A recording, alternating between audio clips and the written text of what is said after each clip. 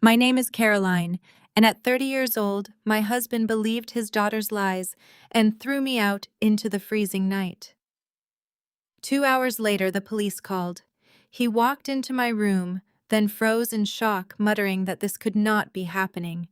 Before I tell you how I turned the tables on the man who tried to destroy me, let me know where you are watching from in the comments below. Hit like and subscribe if you have ever had to outsmart a truly toxic narcissist. I am a forensic accountant based in Chicago. My entire career revolves around investigating financial fraud, tracing hidden assets, and exposing white-collar criminals. I am trained to spot inconsistencies, to read between the lines, and to never ignore a red flag. I deal with hard facts and undeniable evidence, but nothing could have prepared me for the day I had to turn my investigative skills on my own family. Our sprawling mansion in an exclusive suburb looked like the ultimate picture of success. My husband Jonathan was 42 years old and ran a highly lucrative private investment firm. His 17-year-old daughter Sydney completed the portrait of our wealthy, flawless family.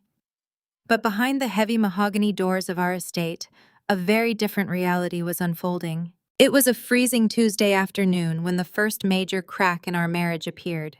I had come home early from my firm to finish a highly sensitive audit for a major corporate client.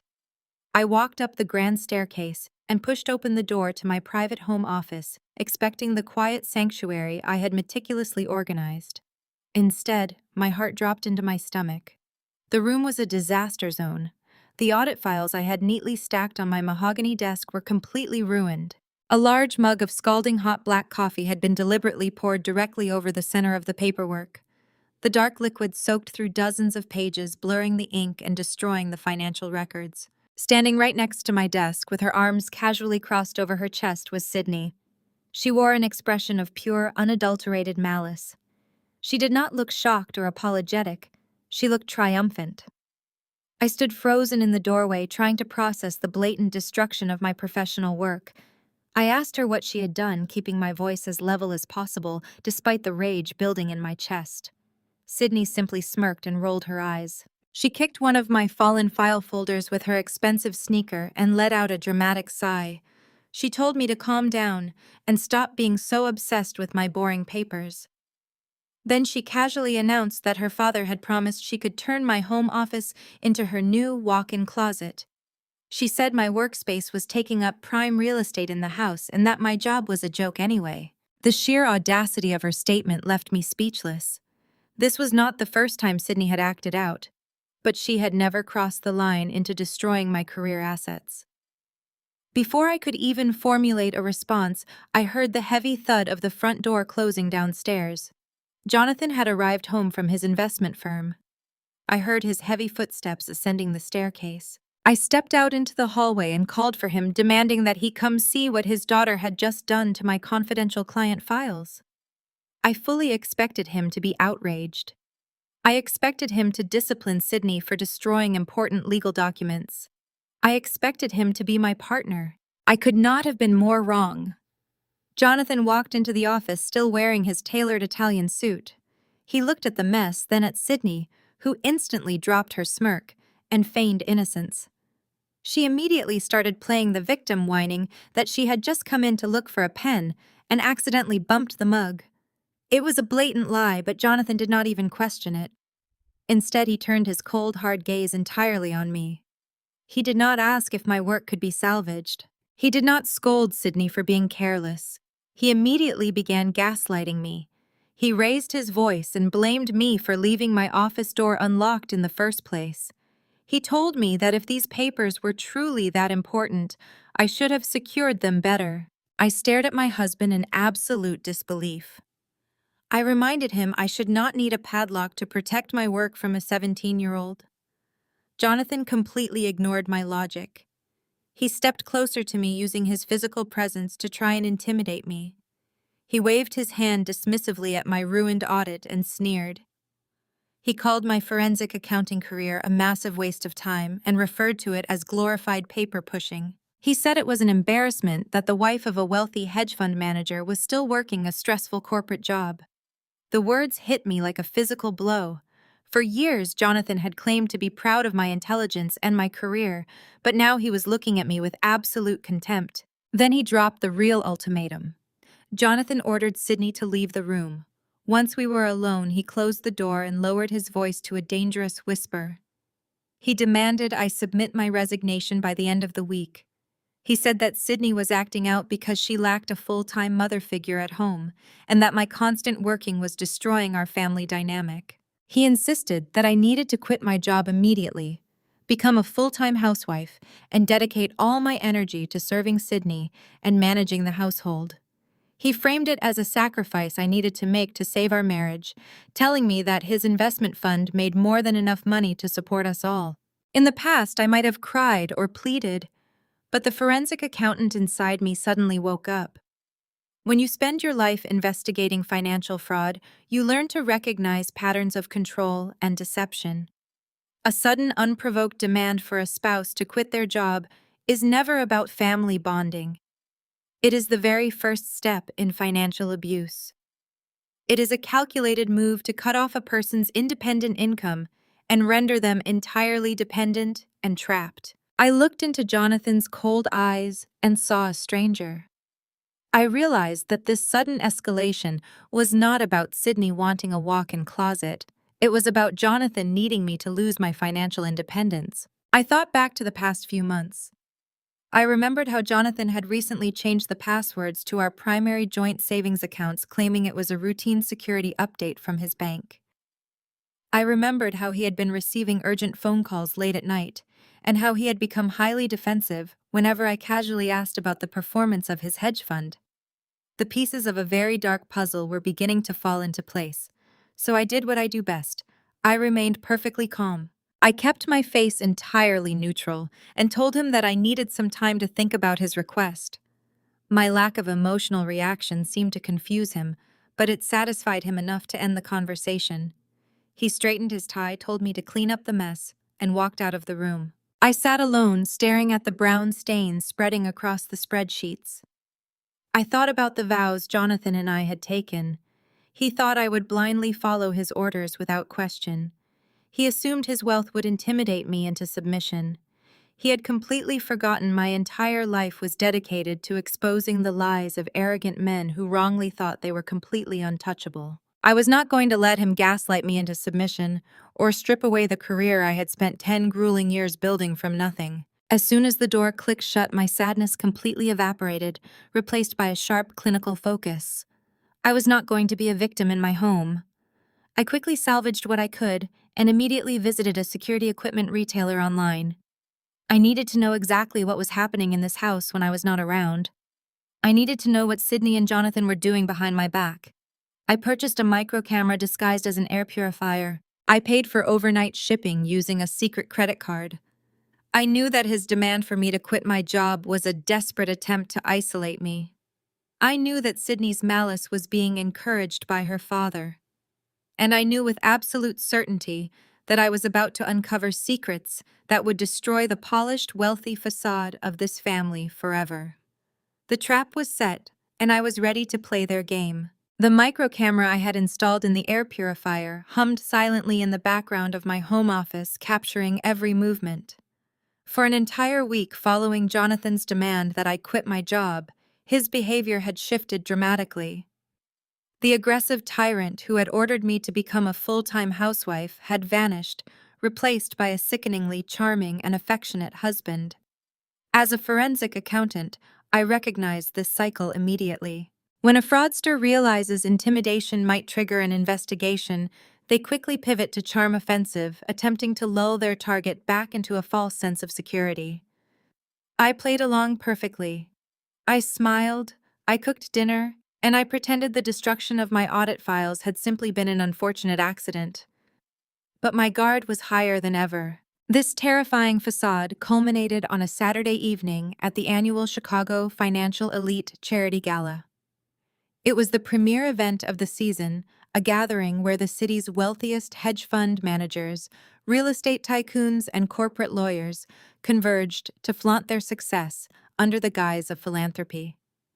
Jonathan had purchased an emerald silk gown for me specifically for this occasion. He wanted me draped in expensive fabric, serving as the ultimate accessory to his carefully curated image of a thriving, untouchable financial genius. I wore the dress, I smiled at the photographers, and I stood by his side as we navigated the opulent ballroom of the downtown hotel. The air was thick with the scent of expensive perfume, roasted filet mignon, and predatory wealth. We were seated at a prominent VIP table near the main stage. Joining us were three of Jonathan's top investors, his older brother Derek and Derek's wife Nia. Nia was a 34-year-old African-American corporate lawyer. She was a powerhouse in the courtroom, known for her razor-sharp intellect and completely neutral demeanor at family gatherings.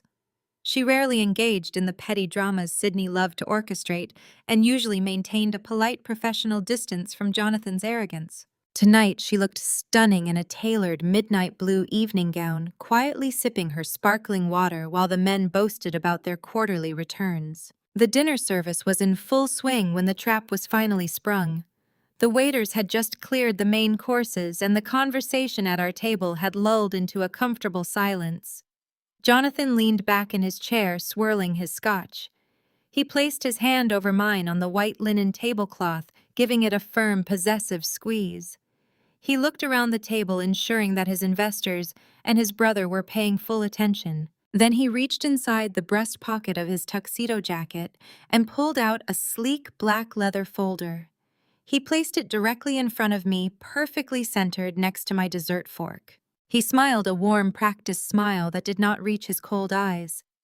He announced to the table that behind every great man is a brilliant and supportive woman.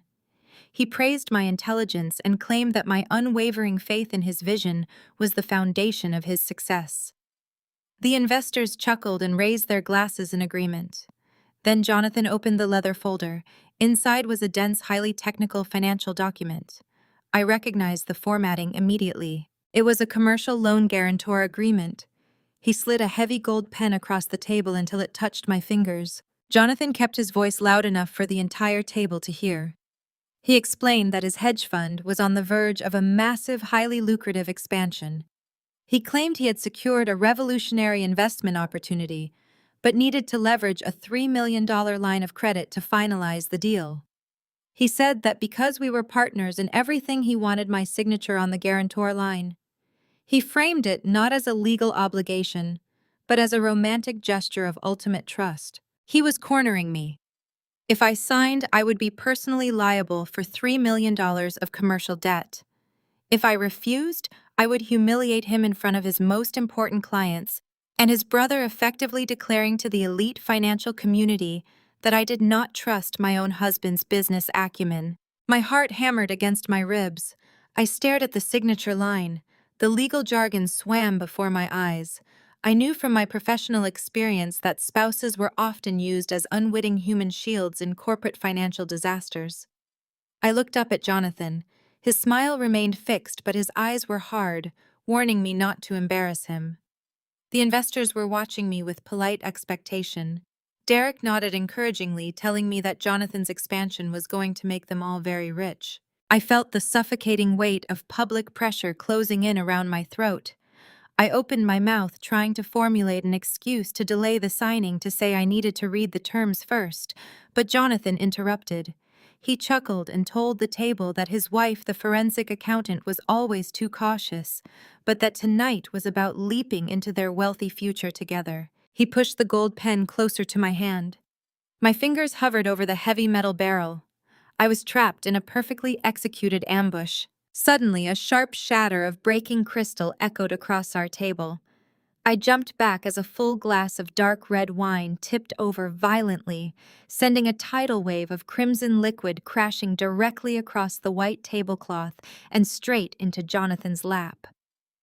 Jonathan leaped out of his chair, cursing loudly as the expensive wine soaked through his custom-tailored tuxedo trousers. Nia gasped loudly, pressing her hands to her mouth in exaggerated horror.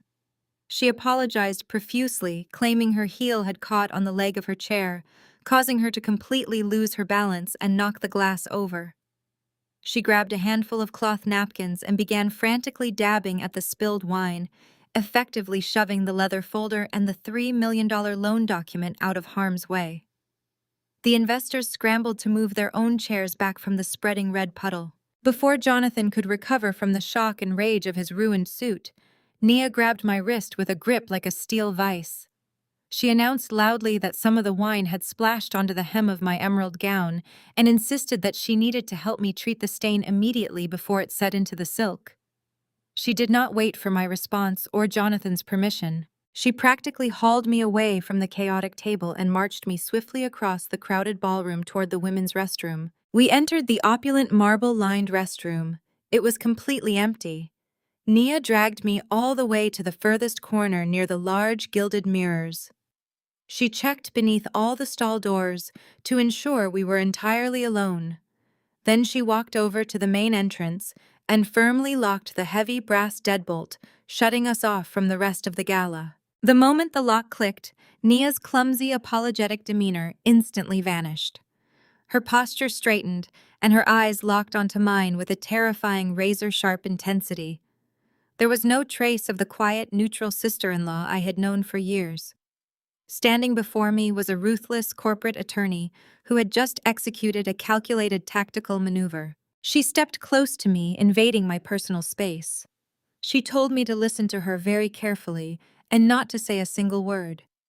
She reached into her sequined evening clutch and pulled out a small, crumpled cocktail napkin. She pressed it firmly into my palm and folded my fingers over it. She told me that written on that napkin was a federal tax filing case number.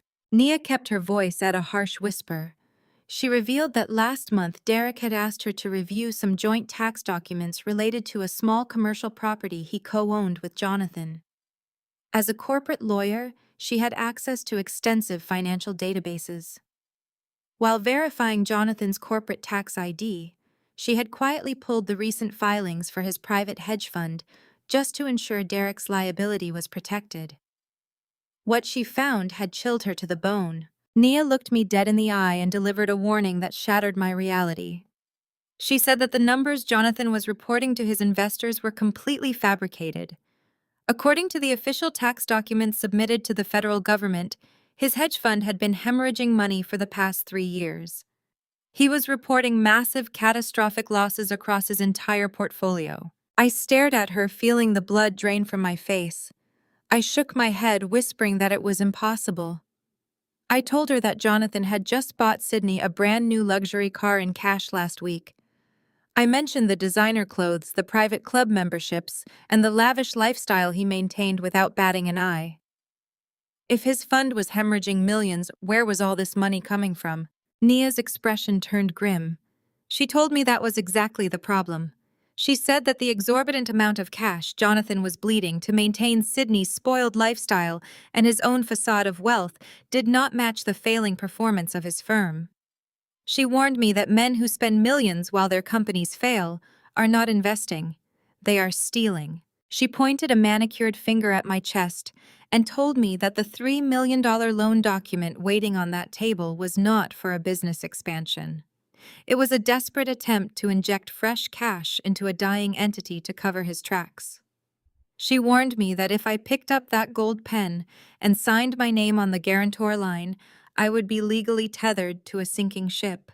When the authorities finally caught up to him, the commercial creditors would come directly after my personal assets, my savings, and my professional license. Nia took a step back and smoothed the fabric of her midnight blue gown, her corporate armor sliding back into place.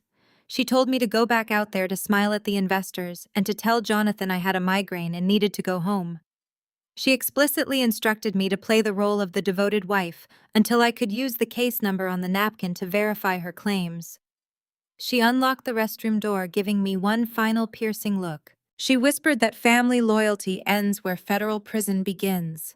Then she walked out, leaving me standing alone in the cold marble room, clutching the napkin that held the key to a massive financial conspiracy. My hands were shaking, but I took a deep breath, smoothing down the silk of my emerald gown.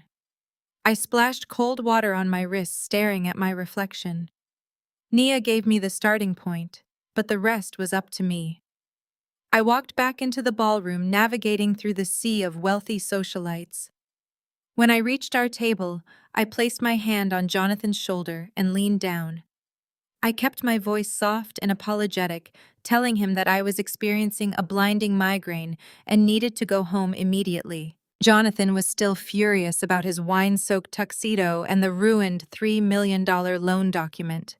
He gritted his teeth and gave a tight nod, making a grand show of being the attentive husband to his investors as he escorted me out of the gala. The car ride back to our suburban mansion was suffocatingly silent. I rested my head against the cool glass of the passenger window, pretending to be incapacitated by pain, while my mind raced through every forensic accounting protocol I had ever learned. The streetlights flashed across his face, illuminating the handsome features that had originally drawn me in. Now those same features looked like a perfectly constructed mask. I thought about all the late nights he claimed to be working on expanding the fund. I thought about the random trips, the sudden changes in banking passwords, and the aggressive push to make me quit my job. Everything was aligning into a terrifyingly clear picture.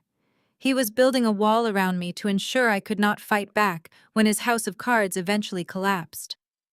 I kept my eyes closed, feigning sleep, until the heavy iron gates of our estate swung open. We arrived home shortly before midnight. Jonathan retreated to the master suite, pouring himself another drink, while I quietly went into the guest bathroom to change. I waited in the dark, listening to the sounds of the house settling. I heard Sydney stumble in an hour later, slamming her bedroom door and blasting loud music for 20 minutes before silence finally fell. I waited another full hour until the steady rhythmic breathing from the master bedroom confirmed Jonathan was in a deep alcohol-induced sleep. I slipped out of bed, leaving my slippers behind so my footsteps would be completely silent. I crept down the long, carpeted hallway toward my home office. The faint smell of stale coffee from Sydney's earlier sabotage still lingered in the air, a bitter reminder of the utter disrespect in this household. I bypassed my ruined desk and moved directly to the internal network router, hidden inside the custom cabinetry. Jonathan was arrogant, but he was also extremely paranoid about his digital security. He ran his personal and highly sensitive hedge fund communications through a secure encrypted home server that was separate from his downtown office network. As a forensic accountant, I knew that the most sophisticated digital fortresses always had a vulnerability if you knew exactly where to look. I booted up my personal encrypted laptop and connected a specialized decryption drive I used for high-level corporate audits. I pulled the crumpled cocktail napkin from my pocket and smoothed it out under the glow of my desk lamp. The federal tax filing case number Nia had given me was the master key. I initiated a backdoor script using the case number to analyze the network protocol and search for unsecured digital access points. The process required absolute patience. It took 45 agonizing minutes of watching progress bars slowly load in the dark. Every creak of the floorboards made my heart pound against my ribs. If Jonathan woke up and found me bypassing his security firewalls, he would know immediately that his secrets were compromised. Finally, the screen flashed green and prompted me for a secondary administrative override. I entered a sequence of override commands I had developed during a banking investigation 2 years ago. The firewall dropped. I was completely inside his network. I bypassed the superficial decoy folders and dug straight into the hidden root directories of his hedge fund. What I found was an absolute masterclass in financial deception. Jonathan had constructed a brilliant but highly illegal labyrinth of phantom assets. I pulled up the actual unedited balance sheets and compared them side by side to the glossy investor prospectuses I had seen at the gala. The discrepancy was staggering. His fund was not just underperforming as Nia had warned. It was completely insolvent. He had been reporting consistent double-digit returns to his elite clients while the underlying assets were practically worthless. I traced the incoming capital from new investors. Instead of being allocated into market positions, the money was being instantly diverted to pay off early investors, creating the illusion of massive profit. It was a textbook Ponzi scheme, executed on a multi-million-dollar scale. I watched the digital paper trail flow from investor deposits directly into Jonathan's personal expenditure accounts. I opened a folder labeled Household Expenditures and felt a wave of absolute disgust. This was how he funded Sydney's luxury cars, her designer wardrobes, and his incredibly expensive country club memberships. He was literally stealing millions from hardworking people to fund a hollow life of luxury for a teenager who poured coffee on my professional work. I found digital receipts for first-class flights to Europe, luxury watches, and exorbitant jewelry purchases that I had never even seen. He was bleeding the fund dry to maintain an illusion of extreme wealth. But the true horror of his operation was hidden even deeper in the server architecture, inside a highly encrypted folder labeled Offshore Ventures. I ran a secondary decryption protocol to unlock the offshore folder. I followed a series of obscured wire transfers that had been aggressively scrubbed from the main corporate ledgers. The digital footprints led offshore, bypassing domestic regulatory oversight entirely. The stolen money was being funneled into a complex network of shell companies based in the Cayman Islands. I opened the incorporation documents for the primary offshore holding company, and the blood froze in my veins. The primary beneficiary, the sole director, and the authorized signatory for these illegal entities was not Jonathan. It was me. I stared at my own name glaring back at me from the glowing screen. He had not just been stealing money. He had been meticulously laundering it through corporate structures registered entirely under my identity. I opened the scanned signature cards and found perfect, flawless forgeries of my handwriting. Jonathan had weaponized my pristine professional reputation as a forensic accountant to legitimize his offshore fraud. He knew that any banking institution would see my credentials and assume the offshore accounts were legitimate wealth management vehicles. If the federal authorities ever raided his firm, they would follow the money straight to me. I would be framed as the sole mastermind behind the entire Ponzi scheme. He was setting me up to take the fall so he could walk away completely clean, with millions stashed in untraceable crypto wallets I found linked to the shell companies. He planned to sacrifice me to save himself and his entitled daughter. The betrayal was so profound it left me physically breathless. My husband was planning to send me to federal prison to protect his daughter's inheritance and his own freedom. Panic threatened to overwhelm me, but I forced it down, replacing the fear with a cold, calculated fury. Confronting him now would be a fatal mistake. He would simply destroy the servers, wipe the data, and leave me holding the bag with no way to prove my innocence. I realized I was trapped in a ticking time bomb, and the timer was already counting down. I needed to act with absolute precision and leave zero trace of my presence in his system. I opened a virtual private network and purchased an encrypted offshore server under a blind alias. I initiated a massive covert data transfer, systematically downloading every hidden ledger forged signature card, incriminating email, and transaction log connecting him to the Cayman Islands. I watched the data stream knowing this was my only insurance policy. I needed to gather enough evidence to clear my name and ensure he could never escape justice.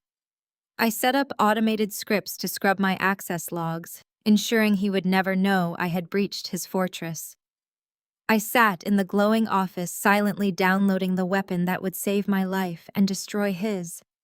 The progress bar crawled slowly. I held my breath, praying the connection remained stable. Finally, the screen displayed a green checkmark, confirming the transfer was complete. I safely ejected my decryption drive, closed the laptop, and erased all local temporary files. I slipped out of the office, ready to play the long game. The next few weeks would be the most dangerous of my entire life.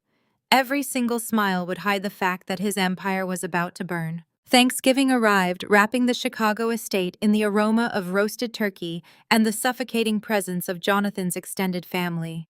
The mansion was packed with over 50 guests, including his wealthy aunts, uncles, and elite business partners.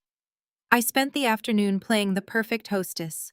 I poured vintage wine, offered polite smiles, and navigated the opulent dining room, all while carrying the explosive knowledge of his offshore financial fraud burning in my mind. My nerves were strung tight. I had spent the last 2 weeks covertly mapping out the architecture of his hidden home server, preparing for the final data extraction.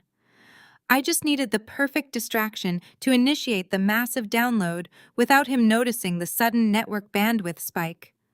I never expected his manipulative 17-year-old daughter to hand me that exact distraction on a silver platter. The evening was progressing smoothly until I stepped away from the crowded dining room to retrieve more champagne. As I passed the dimly lit corridor near Jonathan's mahogany study, I heard hushed, angry voices. I stopped quietly, pressing my back against the wall to listen. Sydney had cornered her father. She was aggressively demanding $50,000 in cash by the end of the week. She claimed it was for a lucrative business venture, but I knew the truth. I had recently seen the digital footprint of her 25-year-old unemployed boyfriend, a notorious grifter who had racked up massive gambling debts. Jonathan looked stressed, running a hand through his styled hair and whispering that liquidity was tight this quarter. He tried to offer her $5,000 to appease her, but Sydney threw a vitriolic tantrum. She stomped her expensive heel and threatened to embarrass him in front of his investors if he did not produce the full amount immediately. I stepped out from the shadows, making my presence known. I kept my voice calm, authoritative, and professional. I looked directly at Sydney and told her that her father could not give her $50,000 because her personal trust fund was entirely empty. Jonathan's head snapped toward me, his face rapidly draining of color. He had not realized I had been reviewing the family trust documents. I turned to my husband and stated factually that I had audited the quarterly statements and noticed the accounts were completely drained. I looked back at Sydney and coldly informed her that the bank of Dad was overdrawn and she needed to tell her deadbeat boyfriend to finally find a real job. The look of absolute venom that crossed Sydney's face was chilling. She realized in that crystal-clear moment that I was not just the obedient stepmother. I was a direct, knowledgeable threat to her limitless cash flow.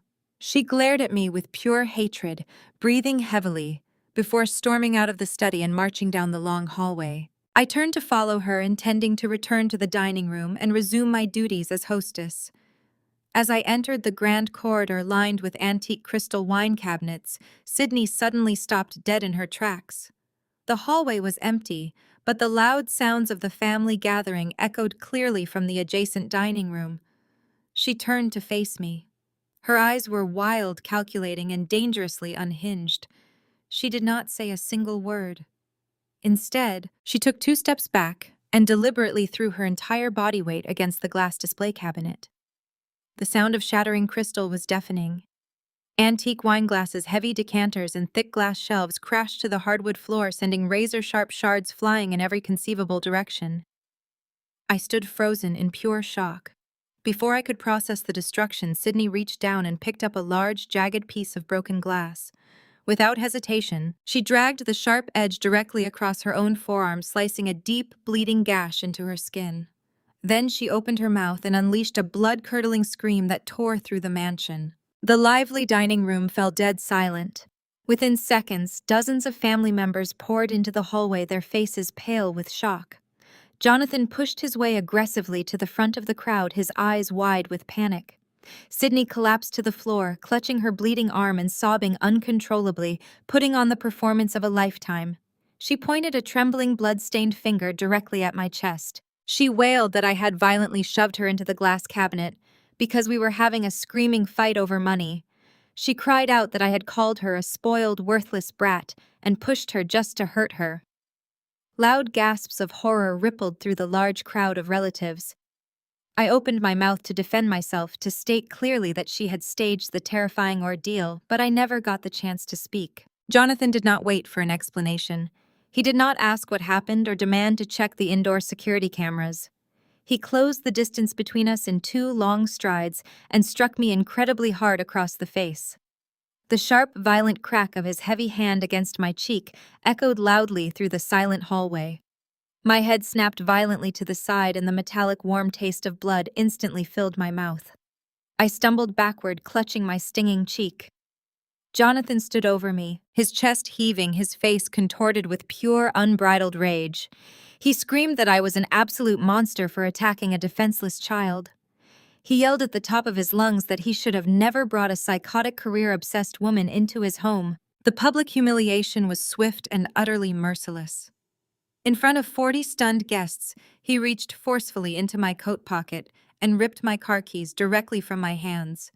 He pulled out his phone right there in the hallway, dialed his wealth management team, and loudly instructed them to instantly freeze every single credit card attached to my name. He stripped me of my mobility and my financial resources in a matter of seconds, publicly humiliating me to preserve his meticulously crafted image as the fiercely protective father. The relatives muttered their deep disgust, glaring at me like I was a violent, unhinged criminal who deserved to be locked away. Out of the corner of my eye, I saw Nia stepping forward. Her expression was furious, her fists tightly clenched. She was about to use her authority as a corporate lawyer to intervene to demand Jonathan back away and stop the public domestic abuse. But I immediately caught her gaze. I locked eyes with Nia and gave her a sharp, subtle shake of my head. I widened my eyes, communicating a silent but desperate command for her to stand down. If Nia blew her cover now to defend me, Jonathan would realize we were working together and he would instantly destroy the digital evidence I desperately needed. Nia paused, her jaw tightening with visible frustration, but her brilliant legal mind understood the assignment. She stopped in her tracks, forced her posture to relax, and melted back into the crowd of shocked onlookers, maintaining her crucial undercover position. I needed them to believe I was completely broken. I needed Jonathan to feel absolutely victorious, unchallenged, and supremely powerful. So I lowered my head, allowed my shoulders to slump, and let fake tears well up in my eyes, flawlessly playing the role of the defeated, humiliated, submissive wife. I apologized weakly, ensuring my voice trembled just enough, and slowly turned around. I walked up the grand staircase accompanied by the disgusted murmurs of his entire family, acting as if my spirit was entirely shattered. The moment I locked the heavy door behind me, the mask of the sobbing victim instantly vanished. I wiped the blood from my cut lip and sat down at my encrypted laptop. Jonathan had unwittingly provided me with the perfect cover. The entire house was focused on the intense drama downstairs, tending to Sydney's self-inflicted wound, and gossiping about my spectacular downfall. No one was paying attention to the network bandwidth or the blinking lights on the home server. I initiated the final sequence. I linked my decryption drive to the offshore server and executed the massive data transfer, pulling the last 3 years of his illegal ledgers, forged signatures, and money laundering trails. The progress bar surged forward rapidly, feeding every shred of his financial crimes into my secure offshore vault. He thought he had just stripped me of all my power by taking my credit cards and slapping me in front of his family. He had no idea I was sitting in the dark, methodically packing the digital parachute that would save my life while completely detonating his, forever sealing his fate. The bruises on my cheek from Thanksgiving had faded to a dull, yellowish brown, but the suffocating tension inside the mansion had only thickened. I spent the next 14 days moving like a ghost through my own home, maintaining the flawless performance of a completely broken woman. Jonathan reveled in my silence, believing his public display of violence had permanently shattered my spirit and forced me into absolute submission. He had no idea that beneath my subdued exterior, I was meticulously organizing the digital offshore ledgers, coordinating secretly with Nia, and preparing the final strike. The house was a powder keg waiting for a single spark. I expected Jonathan to be the one to ignite it through another controlling outburst over his failing hedge fund. Instead, the fatal blow came from Sydney executing a calculated strike of such malicious deceit that it accelerated my entire timeline. It happened on a frigid Tuesday evening. The brutal Chicago winter had already coated the estate in thick ice, when a sudden violent crash echoed from the master suite down the hall. A heavy oak chair was hurled against the wall, shattering the plaster. I stepped out of my office just in time to see Jonathan storming into the corridor. His face was a terrifying shade of crimson, and the veins in his neck bulged against his starched collar. He was practically vibrating with a level of rage I had never witnessed before. He roared that the master safe had been breached. The heirloom diamond necklace belonging to his late wife, valued at over $100,000, was gone. He tore down the hallway, throwing open doors and ripping linen closets apart in a blind, frantic frenzy. Sydney emerged from her bedroom, perfectly acting the part of a startled, terrified teenager. She clutched her silk robe and asked her father what was wrong, her voice trembling with manufactured fear. When Jonathan screamed that the diamonds had been stolen, Sydney immediately turned her gaze toward me. Her eyes were completely devoid of panic, replaced instead by a cold, calculating gleam. She suggested softly that perhaps they should search the entire house, starting with the rooms of anyone who might be desperate for cash. Jonathan did not even hesitate. Driven by his own financial paranoia and absolute contempt for me, he turned his volatile fury entirely in my direction. He demanded I step aside and marched straight toward my bedroom with Sydney trailing closely behind him like a predator scenting blood. I stood in the doorway and watched them violate my personal space. Jonathan indiscriminately yanked my clothing from the closet, throwing my professional suits onto the floor. He overturned my vanity drawers, shattering my perfume bottles against the hardwood. He was not just looking for a necklace, he was searching for an excuse to completely obliterate me. I remained perfectly still, calculating the risks. The USB drive containing his entire criminal enterprise was safely sewn into the lining of my winter coat hanging by the front door. They could tear this room down to the studs and find absolutely nothing incriminating. I felt a brief surge of confidence, assuming this frantic search would eventually burn itself out and expose Sydney as the true culprit. But Sydney was not searching aimlessly. She bypassed the dresser and the closet, moving with practiced precision directly toward my bed. She feigned a struggle lifting the heavy mattress and suddenly let out a loud, exaggerated gasp. She reached her hand deep into the gap between the box spring and the bed frame and pulled out a folded piece of yellow paper. She held it up with trembling hands, her face twisted into an expression of profound betrayal. She looked at her father and handed him the paper, whispering that she could not believe her stepmother would do something so evil. Jonathan snatched the document from her fingers. The air in the room seemed to freeze as his eyes scanned the printed text. It was a receipt from a seedy downtown pawn shop. Printed clearly across the top line was the description of his late wife's distinct diamond necklace. The sale price listed was a mere fraction of its actual value. At the bottom of the page in blue ink was my signature. The forgery was remarkably accurate, capturing the exact slant and loop of my handwriting. My mind raced instantly, connecting the dots. Sydney had stolen her own dead mother's jewelry to pay off the massive debts accrued by her 25-year-old deadbeat boyfriend. She had fenced the diamonds for quick cash and deliberately printed a fake receipt, carefully forging my name to frame me for the theft. It was a brilliantly cruel maneuver designed to permanently eliminate me while saving herself from her father's wrath. Jonathan did not look at me. He stared at my forged signature, his chest heaving with heavy, ragged breaths. The silence stretched until it felt like the room was devoid of oxygen. When he finally lifted his head, the pure hatred radiating from his eyes was paralyzing. He slowly walked toward me, crumpling the yellow paper in his fist. He did not yell this time. His voice dropped to a dangerous, lethal whisper that was infinitely more terrifying than his previous screaming. He accused me of desecrating the memory of a dead woman to fund a secret escape plan. He said he knew I was plotting to leave him, and that I had sunk to the lowest possible depths of human depravity to steal from his grieving daughter. I stepped back, raising my hands defensively. I told him the receipt was a complete fabrication. I urged him to look at the facts, to call the pawn shop directly, and review their security footage to see who actually brought the necklace through their doors. I pointed out that his own daughter had been desperate for exactly $50,000 just 2 weeks ago to save her worthless boyfriend from loan sharks. Sydney immediately began sobbing loudly, collapsing against the doorframe and begging her father not to let me say such horrible things about her. She cried that I was trying to ruin her life because I was a bitter, jealous failure. Her theatrical tears were the exact ammunition Jonathan needed to completely lose his grip on reality. Jonathan lunged forward, grabbing me roughly by the shoulders and slamming me hard against the bedroom wall.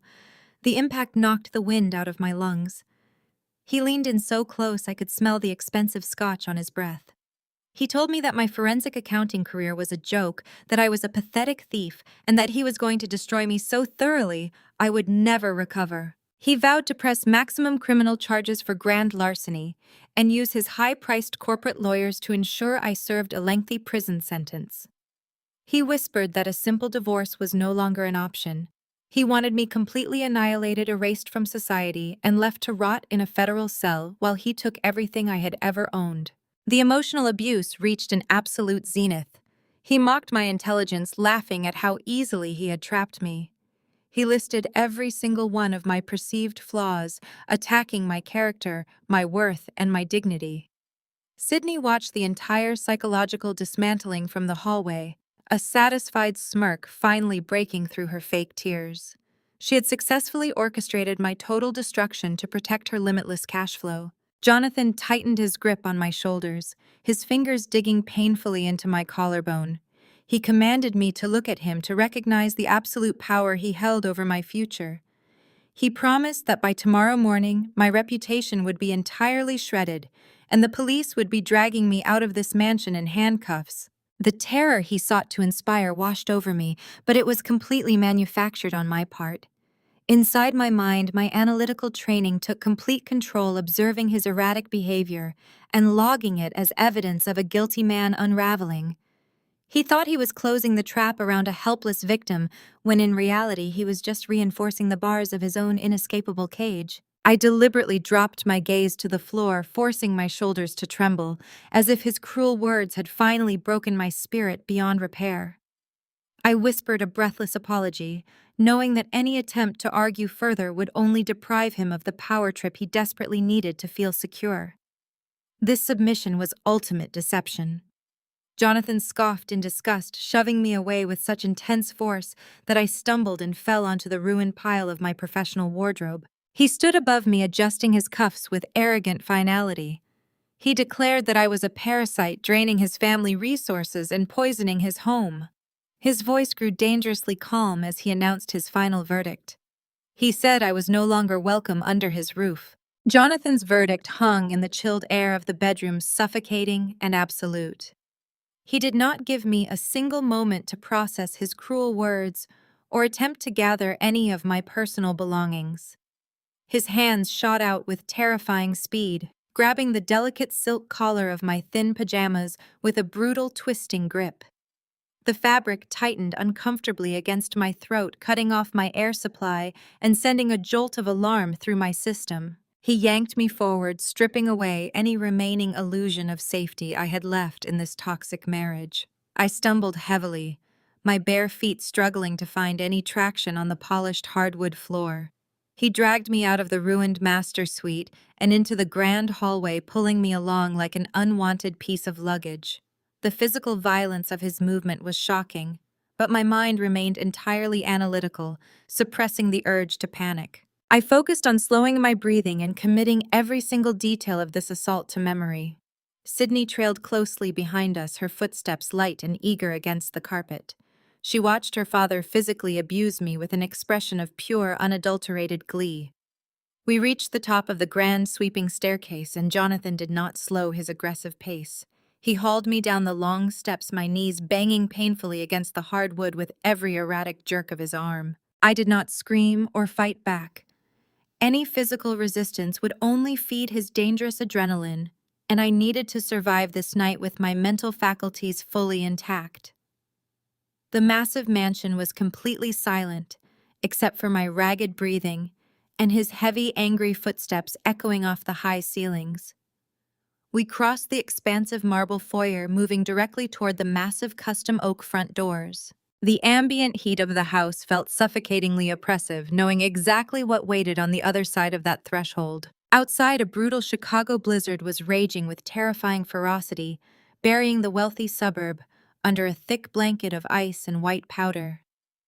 The local news had warned all evening that temperatures were plunging rapidly to -10 degrees, with fierce wind chills that could easily cause severe frostbite in a matter of minutes.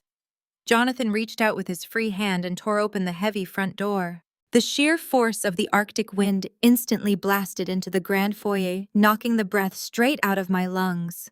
Ice crystals whipped furiously through the air, stinging my face and bare arms like a swarm of angry hornets.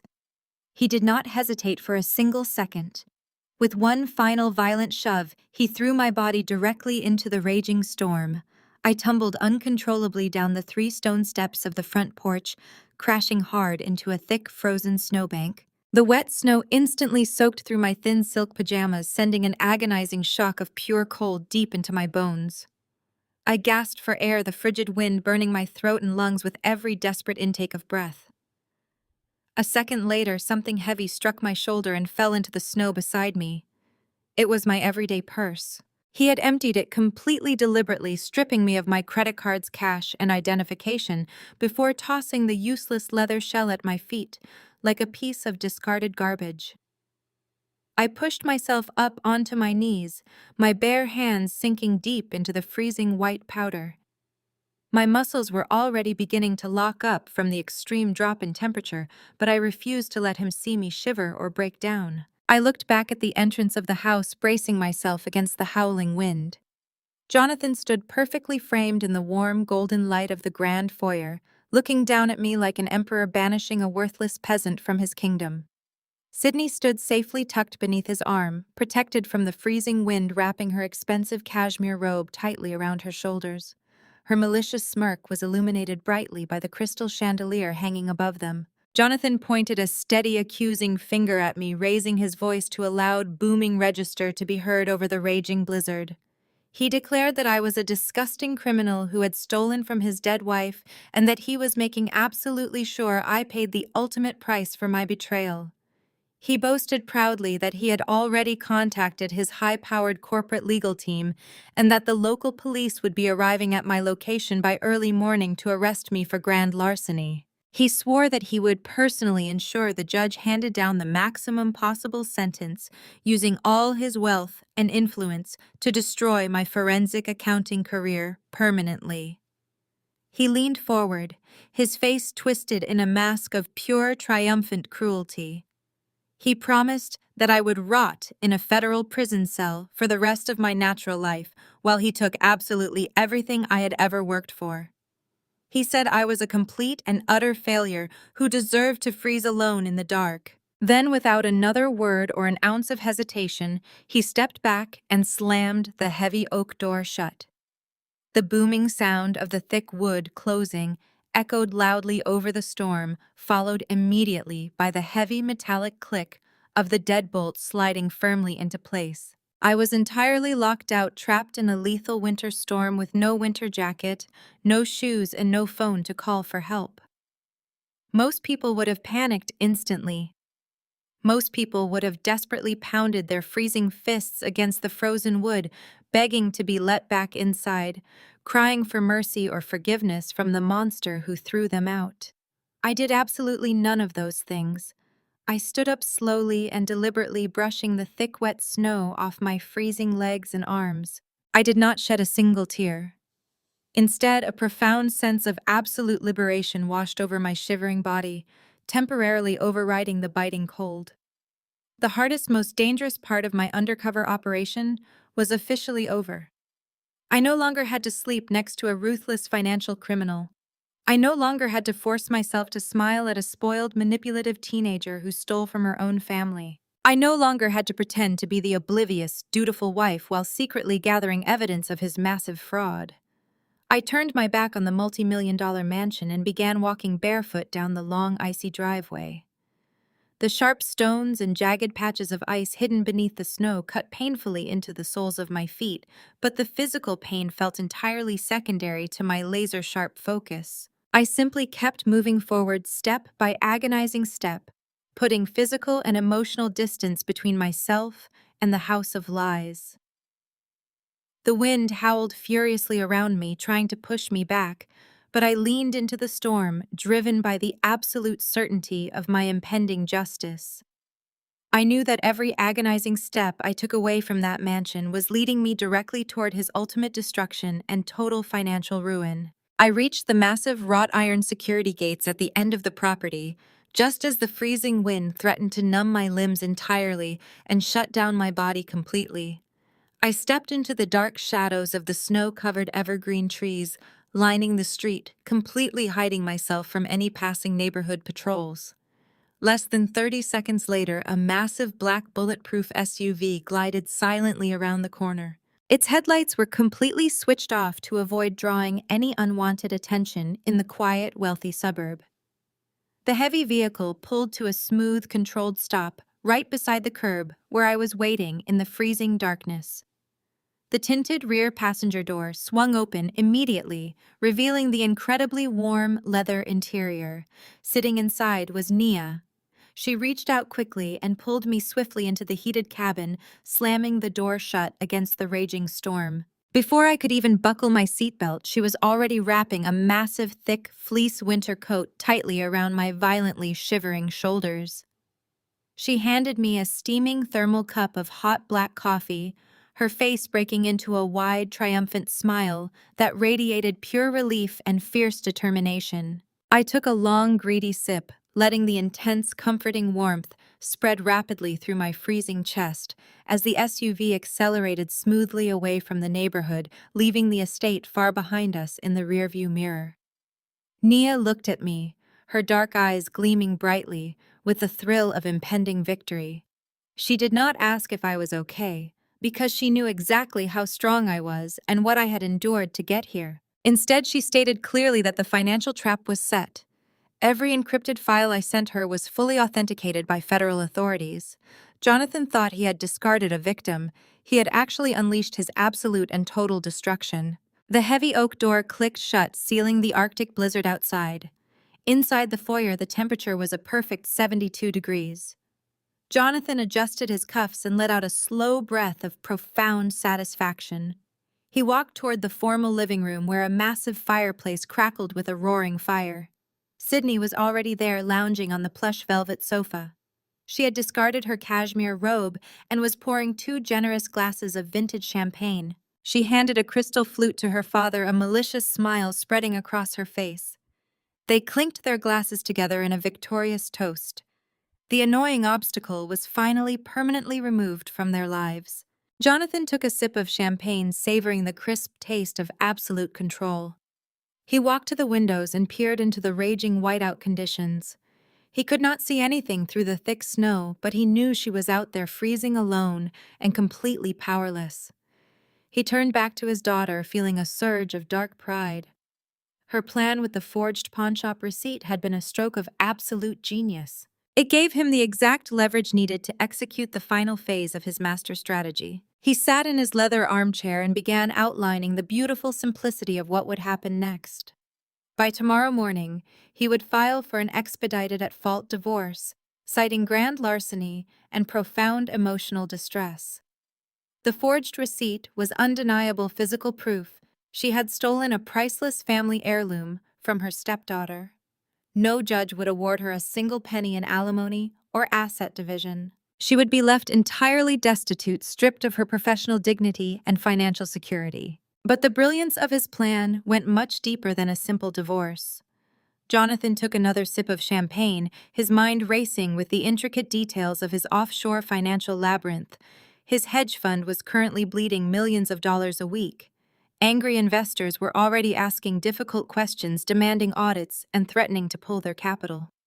A catastrophic collapse was inevitable, and he knew federal authorities would eventually come knocking. But when they did, they would not find a single thread of evidence linking him to the stolen funds. Instead, the FBI would follow the digital breadcrumbs directly to the Cayman Islands shell companies.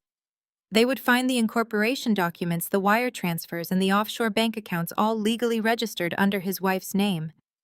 They would see her perfect forged signatures on every single illicit transaction. The narrative he had constructed was completely bulletproof. The authorities would look at the disgraced forensic accountant arrested for stealing a diamond necklace and easily conclude she was the criminal mastermind behind the entire Ponzi scheme. She would take the devastating fall for his massive financial crimes, spending decades in a federal penitentiary, while he walked away with millions safely stashed in untraceable cryptocurrency wallets. Sydney giggled, swirling the bubbly liquid in her glass. She kicked her feet onto the mahogany coffee table, completely unbothered by the fact that she had just sent a woman out into a deadly winter storm. She eagerly asked how soon she could begin knocking down the walls of the home office to build her new custom closet. She was already scrolling through luxury interior design websites on her phone, picking out imported marble flooring and custom shelving units. Jonathan smiled, indulging her entitlement. He promised her that the contractors would be at the estate by the end of the week. He praised her quick thinking, reminding her that their bloodline always did whatever was necessary to protect their wealth and legacy. They spent the next hour basking in the warm glow of the fireplace, laughing at the memory of the defeated, pathetic look on her face as she was dragged out the door. The grandfather clock in the hallway chimed softly, marking the passage of time. Jonathan glanced at his luxury wristwatch. It was approaching 2 o'clock in the morning. He expected the house phone to ring at any moment. He had specifically given the local precinct captain a generous donation during the annual police charity ball last month. He knew the captain would personally call him as a courtesy the moment patrol cars picked up the freezing, shivering woman wandering the suburban streets. He was ready to play the role of the heartbroken, devastated husband who had just discovered his wife's terrible betrayal. Exactly as the minute hand struck 12, the heavy antique telephone sitting on the side table suddenly shattered the quiet atmosphere of the room. The sharp, shrill ringing echoed loudly against the high ceilings. Sydney sat up straight, her eyes shining with eager anticipation. She whispered excitedly that they must have finally found her. Jonathan stood up slowly, smoothing his shirt and clearing his throat. He mentally prepared his voice, practicing the exact octave of forced sadness he would use. He picked up the heavy receiver and answered with a smooth, confident greeting. The voice on the other end of the line belonged to Captain Miller of the local suburban precinct. However, the captain did not sound deferential or accommodating. He did not ask how Jonathan was holding up. The captain's tone was incredibly grim, tense, and strictly professional. Jonathan frowned slightly, his perfect composure faltering for a fraction of a second. He interrupted the captain, putting on his concerned husband act. He asked if they had located her yet, stressing that despite her crimes, he was worried about her safety in the brutal blizzard. Captain Miller cut him off immediately. The captain stated bluntly that he was not calling about a stolen necklace or a domestic dispute. He was calling as a professional courtesy because local units had just been requested for perimeter support on a major federal operation.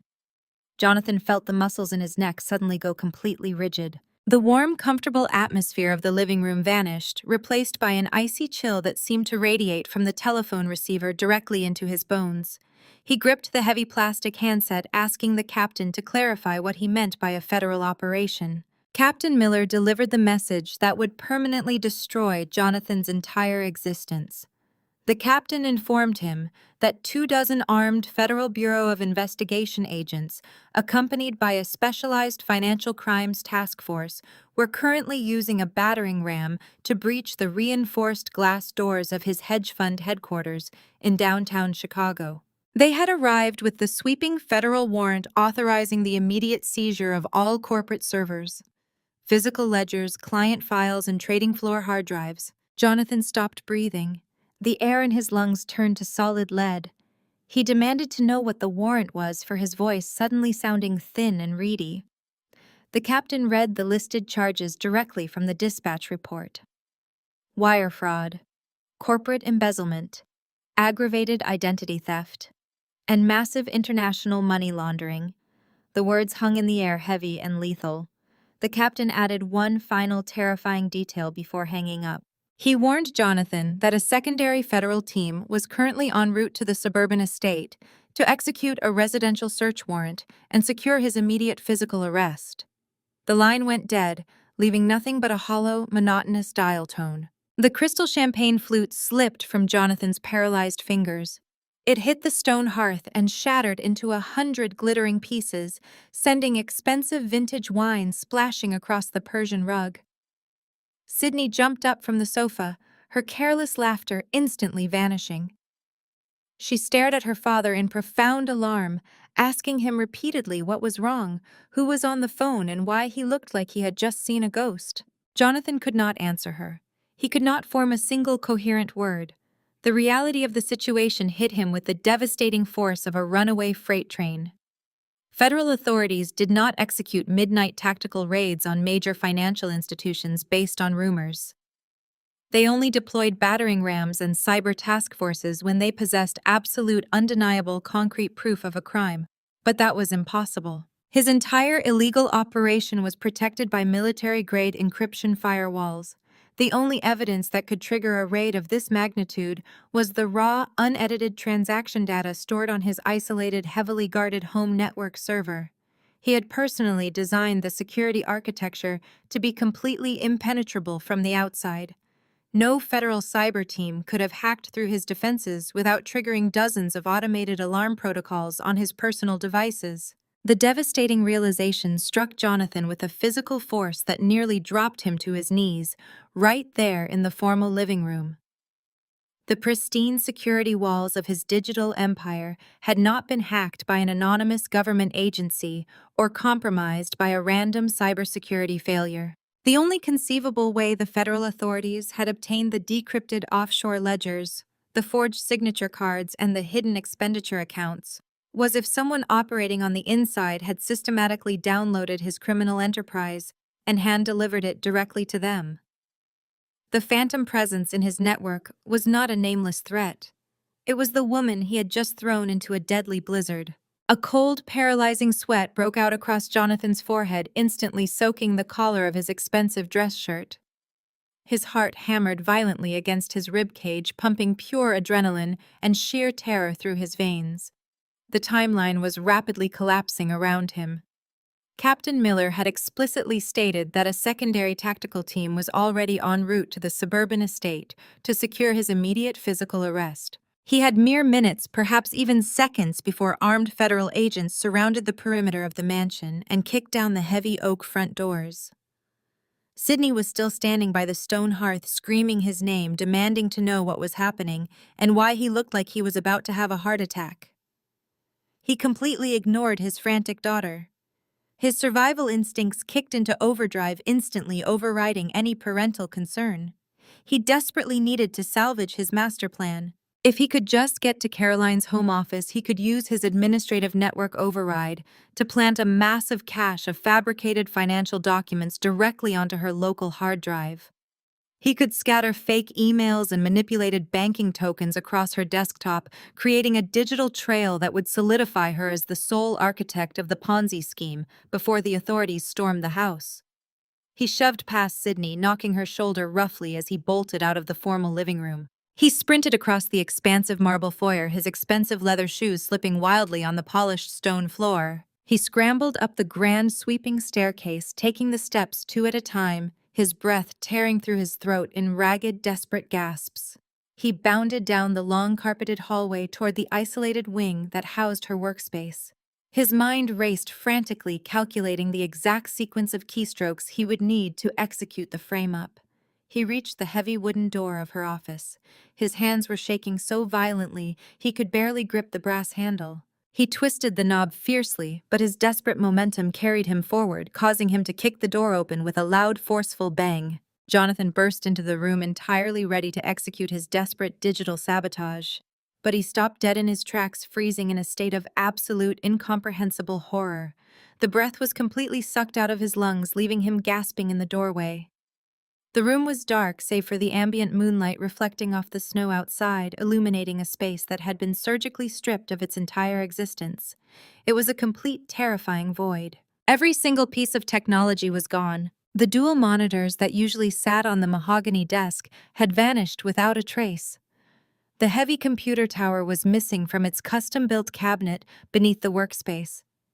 The backup hard drives, the encrypted routers, the power cables, even the specialized decryption tools she used for her forensic accounting audits had completely evaporated.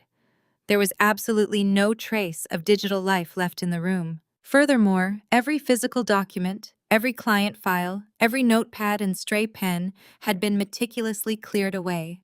The towering bookshelves were entirely empty. The metal filing cabinets were left hanging open, containing absolutely nothing but bare tracks. Caroline had not just packed a bag before he threw her out. She had sanitized the entire environment with the ruthless precision of a ghost, erasing her footprint from his home long before he ever dragged her down the stairs. The sheer magnitude of her deception washed over him, dismantling his arrogance piece by piece. She had not been the defeated, submissive wife cowering under his emotional abuse. She had been a calculating apex predator operating silently inside his territory. gathering every single weapon she needed to orchestrate his absolute ruin. He staggered forward, his legs feeling like useless dead weight. As his eyes slowly adjusted to the dim light, he noticed that the massive mahogany desk in the center of the room was not entirely empty. Placed perfectly in the dead center of the polished wood surface was a single silver USB drive. It sat gleaming maliciously in the moonlight, resting right next to a thick, neatly folded legal document printed on heavy stock paper. Jonathan felt a fresh wave of nausea hit him. He slowly approached the desk, his eyes locked intensely on the silver drive. He knew instinctively that this was a message, a final devastating communication from the brilliant woman who had just checkmated him. He turned around blindly, stumbling back out into the hallway and sprinting frantically to his own master suite. He grabbed his personal encrypted laptop from his bedside table and raced back to the empty office. He slammed his laptop onto the mahogany desk, his hands trembling so severely he dropped the silver USB drive twice, before finally managing to plug it into the side port. The screen flickered brightly as the external device connected. A single folder appeared on his desktop labeled simply with his name. Jonathan double-clicked the folder. Inside were 2 high-definition video files. He clicked the first file and the media player expanded across his screen. The camera angle was elevated, pointing downward from the corner of the room, providing a crystal-clear view of the grand hallway, lined with his antique crystal wine cabinets. He recognized the perspective immediately. It was recorded from the exact location where Caroline had placed her new air purifier weeks ago. He had arrogantly assumed she was just being paranoid about dust and allergies. He never suspected the device housed a covert surveillance lens. He watched the silent, high-resolution footage begin to play. It was time-stamped for Thanksgiving Day. He saw the empty hallway. Then Sydney walked casually into the frame. He watched his daughter look around to ensure she was completely alone, and then deliberately throw her entire body weight violently against the fragile glass display cabinet. He watched in stunned silence as the antique wine glasses and heavy decanters shattered across the hardwood floor. The video clearly captured Sydney calmly reaching down, picking up a large, jagged piece of broken glass, and deliberately dragging the sharp edge across her own forearm. He watched her slice her own skin, watching the blood well up before she opened her mouth to scream. The footage proved unequivocally that Caroline had never touched her. Sydney had staged the entire terrifying ordeal to frame her stepmother, and he had bought the performance completely, rewarding his daughter's psychotic manipulation by striking his innocent wife across the face in front of his entire family. A cold, sick feeling settled heavily in his stomach as he closed the first video and clicked on the second file. The timestamp indicated it was recorded 2 weeks later. The camera angle showed the interior of Caroline's home office. The door clicked open and Sydney sneaked quietly into the room. She was holding something glittering brightly in her hand. Jonathan leaned closer to the laptop screen, his eyes widening in pure shock. It was his late wife's diamond necklace, the priceless heirloom he had brutally accused Caroline of stealing. He watched on the crystal-clear video as Sydney sat down at Caroline's mahogany desk. She pulled out a piece of yellow paper, a receipt from a seedy downtown pawnshop. The camera zoom was sharp enough to capture the intricate details of her actions. Sydney pulled a pen from the drawer, placed a sample of Caroline's handwriting next to the receipt, and began meticulously practicing her stepmother's signature. He watched his daughter forge the document that would serve as the foundation of his at-fault divorce strategy. Sydney had stolen her own mother's diamonds, fenced them for fast cash to pay her deadbeat boyfriend's gambling debts, and expertly planted the fake receipt under Caroline's mattress. Jonathan pushed the laptop away, his breathing shallow and incredibly rapid. The carefully constructed narrative he had built to destroy Caroline was entirely fabricated by his own teenage daughter. The videos were undeniable definitive proof of Sydney's malice and his own catastrophic gullibility. Caroline had possessed this exonerating evidence for weeks. She had let him scream at her. She had let him physically drag her through the house and throw her into a deadly blizzard, all while knowing she held the absolute power to legally annihilate both him and his daughter. She had played the long game perfectly, letting him dig his own grave. His shaking hands reached out toward the printed legal document resting next to the laptop. The heavy stock paper felt like lead in his trembling fingers. He unfolded it under the harsh glow of the computer screen. The bold official letterhead at the top of the page belonged to the United States Department of Justice. It was a formal subpoena demanding appearance in federal court, but it was not addressed to him. He read the text, his eyes scanning the dense legal paragraphs until he reached the second page. The document outlined the prosecution's strategy for dismantling a massive international money laundering and wire fraud conspiracy. Under the section detailing the presentation of digital evidence and forensic financial tracing, the document listed the prosecution's star expert witness. The name printed in bold black ink was Caroline.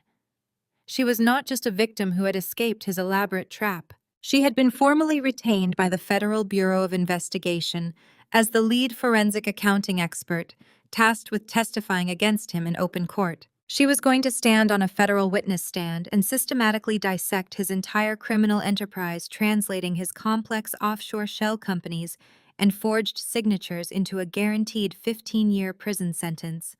The paper slipped from his trembling fingers, floating gently down to rest on the hardwood floor. Jonathan's legs completely gave out beneath him. He collapsed heavily onto his knees in the center of the surgically stripped room, the harsh truth crushing the last remnants of his arrogant pride. He knelt in the suffocating silence of his own making, utterly defeated and entirely alone. Outside the heavy insulated windows, the howling wind of the blizzard was suddenly pierced by a new, much more terrifying sound. The shrill, piercing wail of multiple police sirens echoing down the wealthy suburban street, drawing closer and louder with every passing second, sealing his ultimate downfall. The crisp Chicago morning air was shattered by the chaotic sound of heavy boots, shouted commands, and the deafening crash of a battering ram, obliterating the reinforced glass doors of Jonathan's downtown hedge fund headquarters.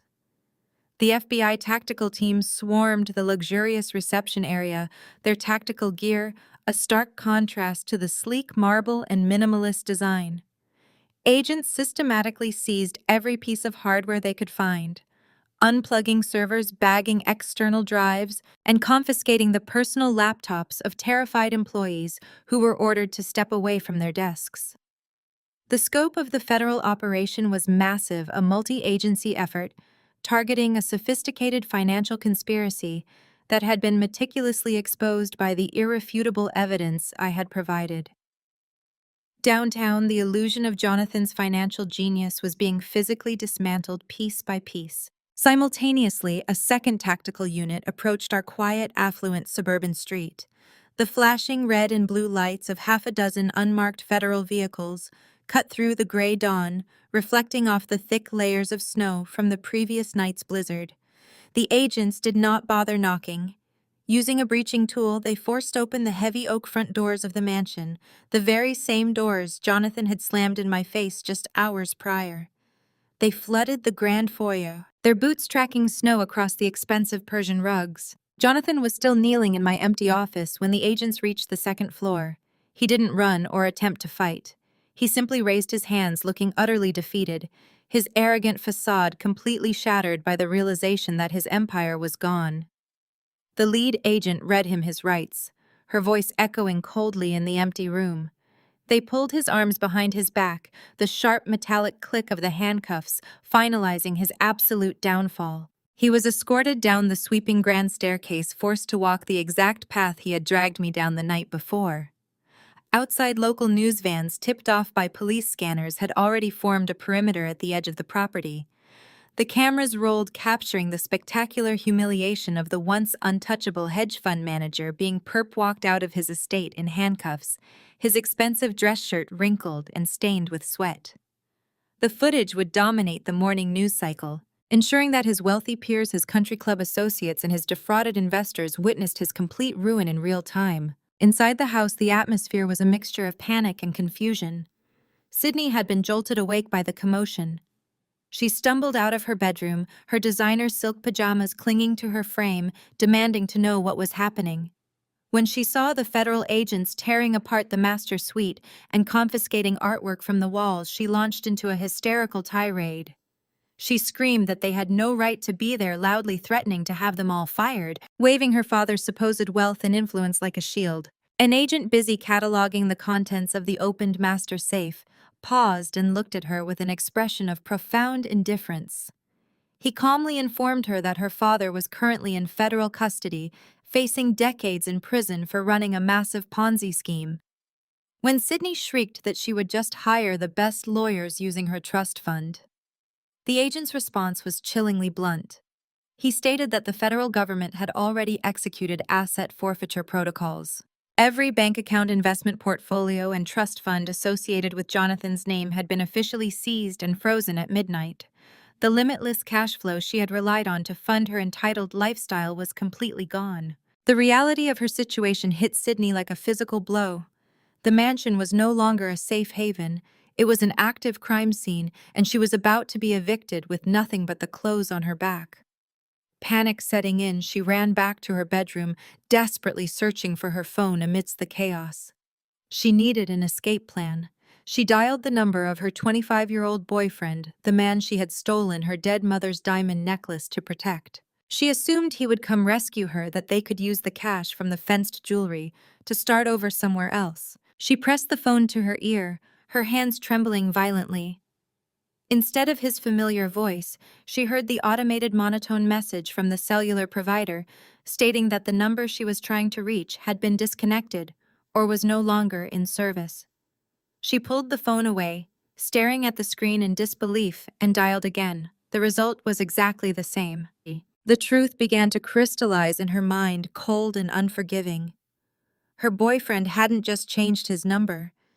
He had vanished. After Sydney had fenced the stolen diamonds and handed him the $50,000 in cash to pay off his gambling debts, he must have seen the breaking news of Jonathan's arrest. Recognizing that the wealthy safety net he had been exploiting was completely destroyed, and knowing that federal authorities were involved, he took the cash and fled the state immediately.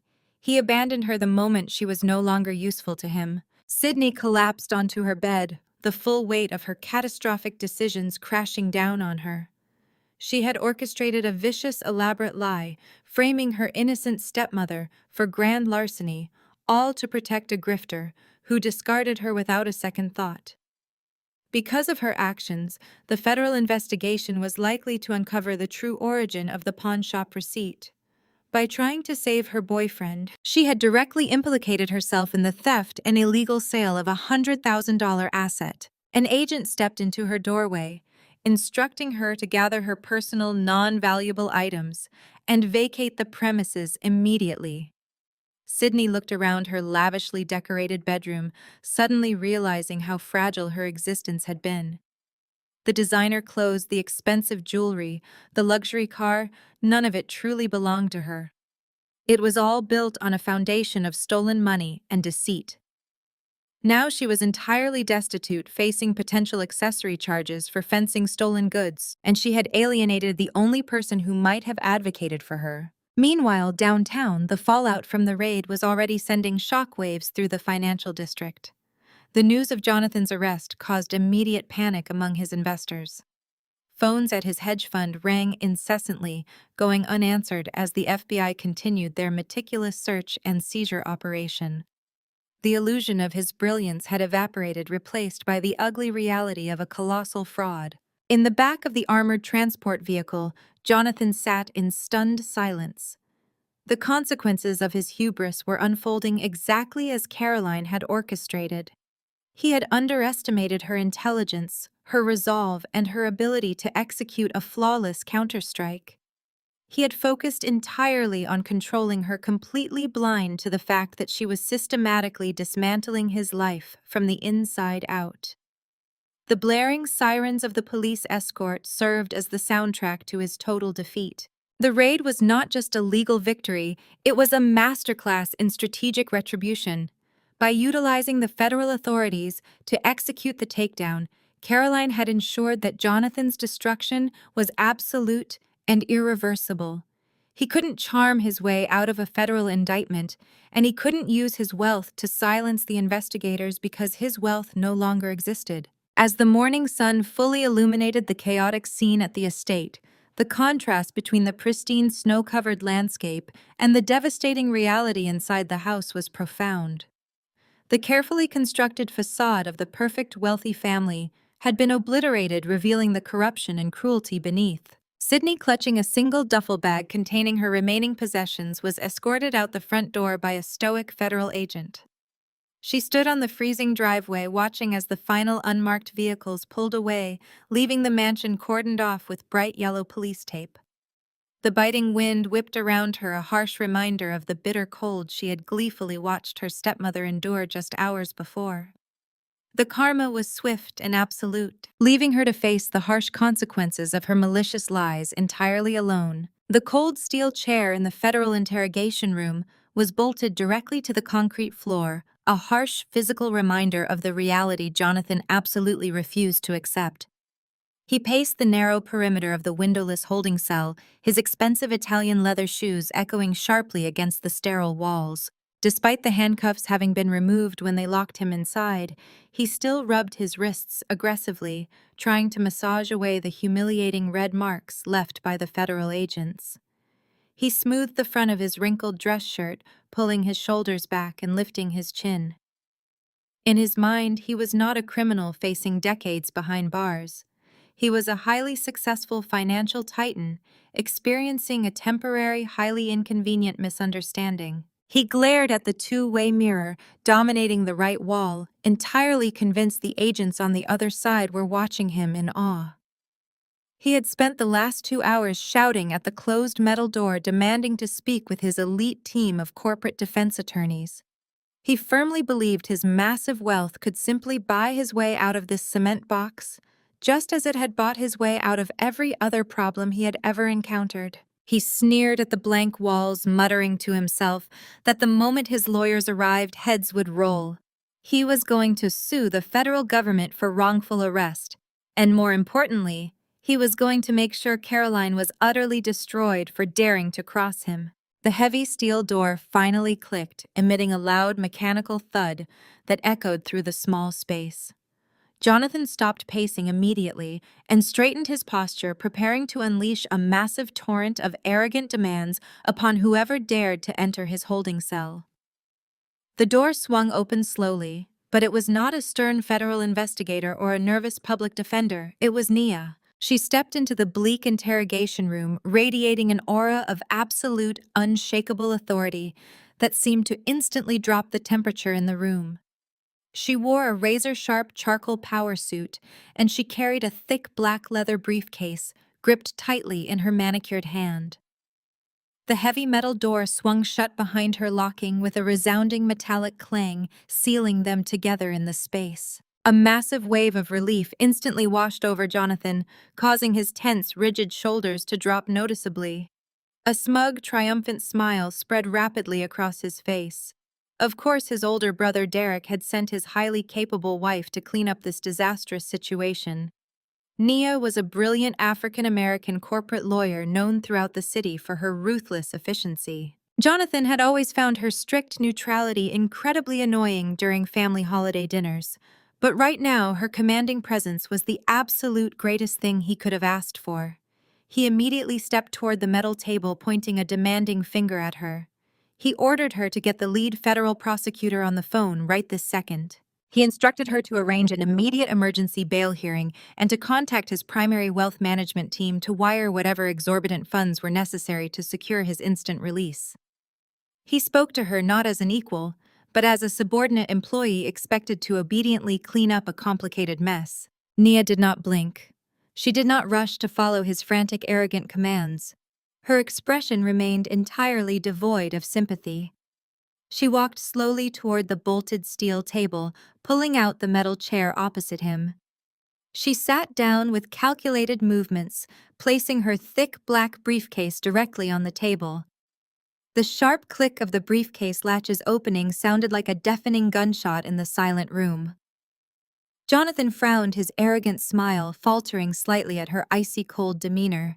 He slammed his hands down hard on the metal table, leaning forward aggressively to assert his dominance. He demanded to know exactly what was taking so long and why she was just sitting there staring at him blankly, when he needed a comprehensive defense strategy mobilized immediately to counter these ridiculous federal charges. Nia looked up, meeting his angry gaze with eyes as hard and unforgiving as solid obsidian.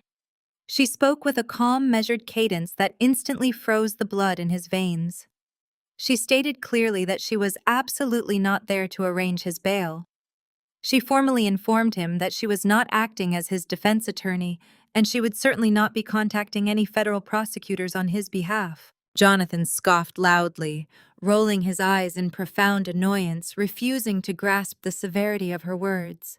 He demanded to know why she was wasting his valuable time showing up to a federal holding cell if she was not planning to represent him and secure his freedom. Nia folded her hands, resting them perfectly atop a thick stack of manila folders she had carefully extracted from her briefcase. She then delivered a formal introduction that completely shattered Jonathan's understanding of the universe. She stated for the official record that she was sitting in this room acting solely as the lead corporate legal counsel exclusively representing Caroline. Jonathan stared at his sister-in-law, his brain violently rejecting the impossible words she had just spoken. He shook his head, letting out a harsh, breathless laugh, insisting that her statement made zero logical sense. He desperately reminded her that she was family, that she was married to his own brother, and that she was supposed to be fiercely protecting the family legacy. Nia simply tilted her head, her expression remaining utterly impassive. She slid the first thick manila folder across the cold steel table, stopping it exactly inches from his trembling fingertips. She suggested he read the top document thoroughly before making any further incorrect assumptions about who she was currently protecting and what her true motivations were. With trembling fingers, Jonathan flipped open the cover of the folder. The legal jargon was dense, but the bold, capitalized headers were completely impossible to misinterpret. It was an emergency civil asset seizure petition filed directly and aggressively in the federal court. Nia did not wait for him to finish reading. She explained the devastating reality of his brand new financial situation with clinical, surgical precision.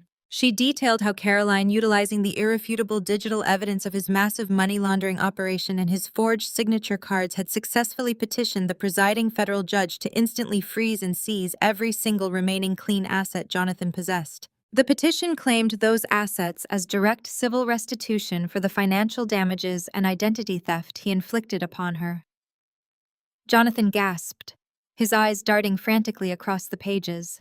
He stammered that she could not do this, claiming those were his personal funds, his private real estate holdings, and his untainted domestic bank accounts. Nia leaned forward slightly, driving the final nail into the coffin of his arrogance. She explained that because he had commingled his clean assets with the funds used to support the illegal shell companies operating under Caroline's name, the judge had granted total asset forfeiture to the victim. Nia looked him dead in the eye and delivered the absolute worst news a wealthy narcissist could ever hear. She told him that he was officially, completely, and utterly bankrupt. He had zero access to any funds. He could not afford his elite corporate defense attorneys. He could not post bail. He would be assigned a public defender, and he would sit in a federal detention center until his criminal trial commenced. The air in the interrogation room grew impossibly thin. Jonathan collapsed back into his steel chair, his chest heaving as the catastrophic scope of his ruin finally registered. His money was gone. His leverage was obliterated. The brilliant defense strategy he had been banking on had vanished into thin air. He looked at Nia, desperation finally replacing his signature arrogance. He begged her to reconsider, pleading with her to talk to Derek, to convince his brother to front the money for a defense team. He swore he would pay them back 10 times over once he beat the charges. Nia watched his pathetic display without a single ounce of pity. She reached into her briefcase one final time and slowly withdrew a second, much thinner envelope. She slid it across the table, resting it squarely on top of the asset seizure documents. She informed him that Derek would not be paying for anything because Derek was currently dealing with his own massive financial catastrophe. She explained that after Caroline had covertly shared the offshore ledgers with her, identifying the depth of Jonathan's fraud, she had launched her own independent investigation into her husband's finances.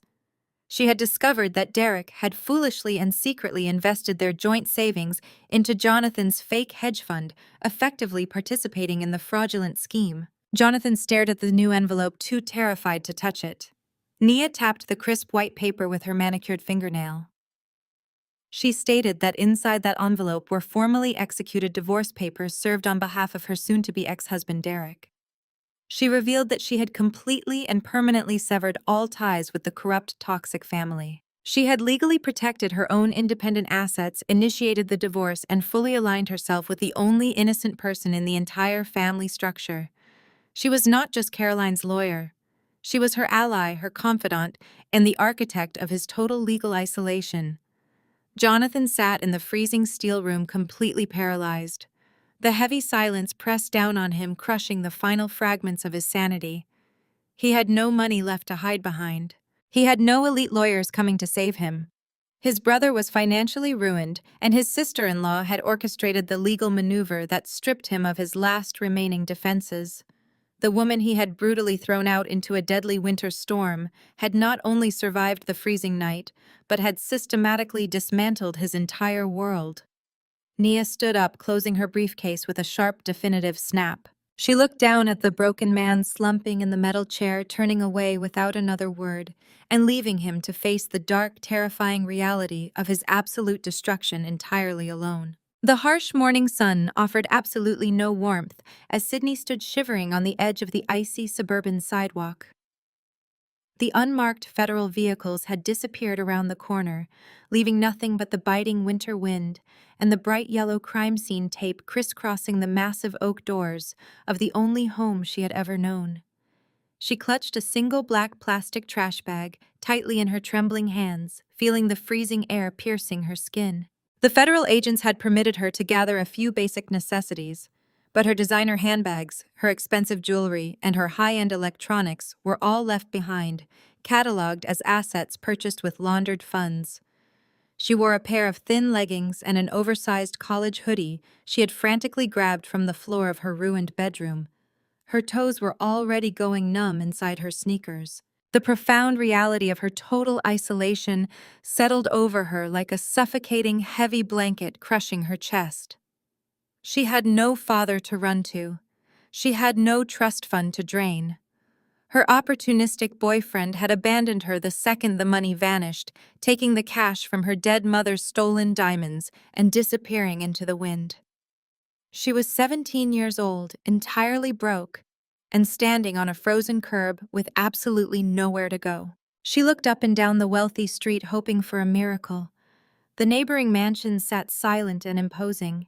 None of her father's wealthy friends or country club associates were rushing out of their homes to offer her a warm bed or a hot meal. They were all undoubtedly watching from behind their drawn curtains, terrified that the federal corruption might somehow infect their own pristine reputations. Sydney realized with a sickening jolt that her entire social status had been intrinsically tied to her father's stolen wealth.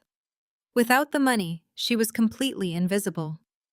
A harsh gust of wind nearly knocked her off balance, forcing her to start walking to survive. She trudged 2 miles down the heavily salted roads until she reached a small, brightly lit commercial gas station on the edge of the town limits. Her teeth were chattering violently as she pushed open the heavy glass door. She begged the indifferent cashier to let her use the landline telephone sitting behind the counter.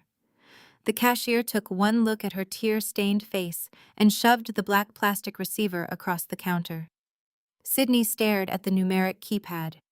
She only had one telephone number memorized besides her father's. It was a number she had previously only dialed to demand more allowance money or to rudely order someone to pick up her dry cleaning. With her fingers shaking so badly she could barely press the buttons, she dialed Caroline's cellular phone. Miles away in the heart of downtown Chicago, I was sitting comfortably in the corner booth of a quiet upscale coffee shop. The ambient temperature was a perfect 70 degrees, and a steaming mug of dark roast coffee rested on the polished wooden table in front of me. Nia sat directly across from me, reviewing a thick stack of civil litigation documents related to the asset forfeiture petition we had successfully filed. The chaotic, terrifying events of the previous 24 hours felt like a distant nightmare fading rapidly into the bright light of a victorious morning. I felt a profound sense of absolute peace radiating through my chest. I had survived the psychological warfare, the physical assault in the blizzard, and the terrifying threat of federal prison. More importantly, I had systematically dismantled the monsters who tried to bury me. My cell phone vibrated sharply against the wooden table, disrupting the quiet morning atmosphere. I glanced down at the glowing screen and frowned. The caller ID displayed an unknown local number originating from a suburban commercial exchange. Nia looked up from her legal documents, raising a questioning eyebrow. I took a slow, deliberate breath and pressed the green accept button, lifting the phone to my ear. I did not offer a greeting. I simply waited. The sound of frantic, ragged sobbing instantly assaulted my eardrums. It was a wet, pathetic sound completely stripped of the arrogant malice I had come to associate with my stepdaughter. "Caroline, please do not hang up the phone." Sydney wailed, her voice cracking loudly over the poor connection. "Please, you have to help me. I am freezing and I have absolutely nothing left. They took the house and they took my car, and Dad is gone." I took a sip of my hot coffee, letting the dark, rich liquid warm my throat. I leaned back against the leather booth, maintaining absolute silence. My lack of response only fueled her desperate hysteria. She launched into a chaotic, rambling monologue, playing the victim card with an intensity that would have been comical if it were not so deeply pathetic. She claimed she was completely innocent in the entire ordeal. She swore blindly that Jonathan had manipulated her into treating me poorly. She cried that she was just a scared teenager who wanted her father's approval and that he had forced her to participate in his cruel schemes. She begged me to drive to the gas station and pick her up. She promised she would be the perfect daughter from now on. She swore she would clean my new apartment, do my laundry, and never ask for a single penny ever again. She sobbed that we were family, and that family was supposed to forgive each other in times of terrible crisis. I listened to her theatrical pleading for 3 solid minutes without interrupting a single word. I listened to her attempt to rewrite history, to erase the smirks, the insults, and the calculated cruelty she had inflicted upon me daily. I listened as she blamed her father for the very actions she had independently chosen to execute. When she finally ran out of breath, pausing her frantic monologue to gasp for air, I realized my heart was beating with a slow, steady rhythm. There was no pity swelling in my chest. There was no maternal instinct urging me to rescue the child I had once tried so hard to love. There was only the cold, hard clarity of a woman who had finally learned her own worth. I spoke her name into the receiver. My voice was chillingly calm, completely devoid of any anger or empathy. It was the exact flat clinical tone I used when dismantling a fraudulent corporate tax return. I did not address her frantic apologies or her promises of future obedience. I simply told her to listen very carefully. I lowered the phone slightly from my ear and tapped the screen, opening my encrypted media files. I selected the audio extraction from the hidden camera footage I had downloaded the previous night. I pressed play and held the phone's speaker directly to the microphone. The crisp, clear sound of Sydney's own voice echoed across the cellular connection. The recording captured the exact moment she sat at my mahogany desk forging the pawnshop receipt. It captured her malicious laughter as she practiced my signature. It captured her whispering to herself about how incredibly stupid I was and how easy it was going to be to send me to federal prison so she could keep buying designer clothes with her boyfriend. I let the audio play for 20 agonizing seconds, ensuring she heard every single syllable of her own toxic malice. Then I paused the recording and brought the phone back to my ear. The line was dead silent. The frantic sobbing had stopped entirely. Sydney was hyperventilating on the other end, the crushing weight of her exposed hypocrisy, rendering her completely mute. She realized in that exact moment that her carefully crafted illusion of innocence was utterly destroyed. I had the absolute proof of her calculated evil, and I was holding up a mirror, forcing her to look at the monster she truly was. I broke the silence, delivering a brutal reality-checking monologue that dismantled her entitlement piece by piece. I told her that her father did not force her to steal her dead mother's diamonds. I told her that Jonathan did not force her to frame me for grand larceny. I reminded her that she made those vicious choices entirely on her own because she valued a worthless boyfriend over my freedom.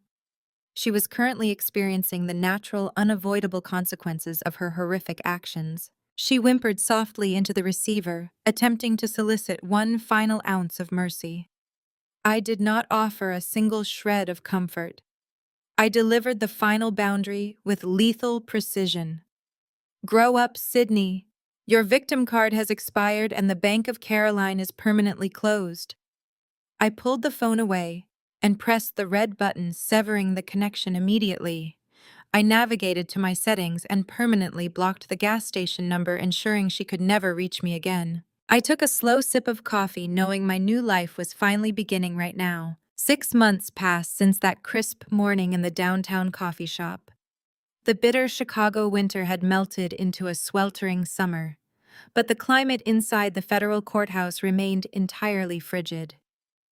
I sat straight in the prosecution waiting room, listening to the muffled sounds of the packed gallery just beyond the heavy mahogany doors. Today was the culmination of every sleepless night, every covert data transfer, and every ounce of professional expertise I possessed. The high-profile nature of the massive financial fraud had drawn intense media scrutiny, transforming the trial into a highly publicized spectacle. Local news anchors and financial journalists lined the back benches, eager to witness the final unraveling of a fallen hedge fund manager. Inside the courtroom, the atmosphere was charged with palpable tension. Through the narrow glass pane of the holding room, I could see Jonathan sitting at the defense table. He looked remarkably diminished. The custom Italian suits he once wore with such suffocating arrogance had been replaced by a standard-issue gray suit that hung loosely on his noticeably thinner frame. Despite his dramatic fall from grace, he still held his chin at a defiant angle, clinging desperately to the delusion that he could somehow manipulate his way out of a federal indictment. Because his clean assets had been entirely seized in the civil forfeiture, he could not afford the elite legal team he had always bragged about. Instead, he was represented by an overworked public defender who looked visibly exhausted by his client's constant whispered demands. The defense was currently presenting its narrative to the jury. It was a strategy built entirely on deeply offensive misogyny and complete fiction.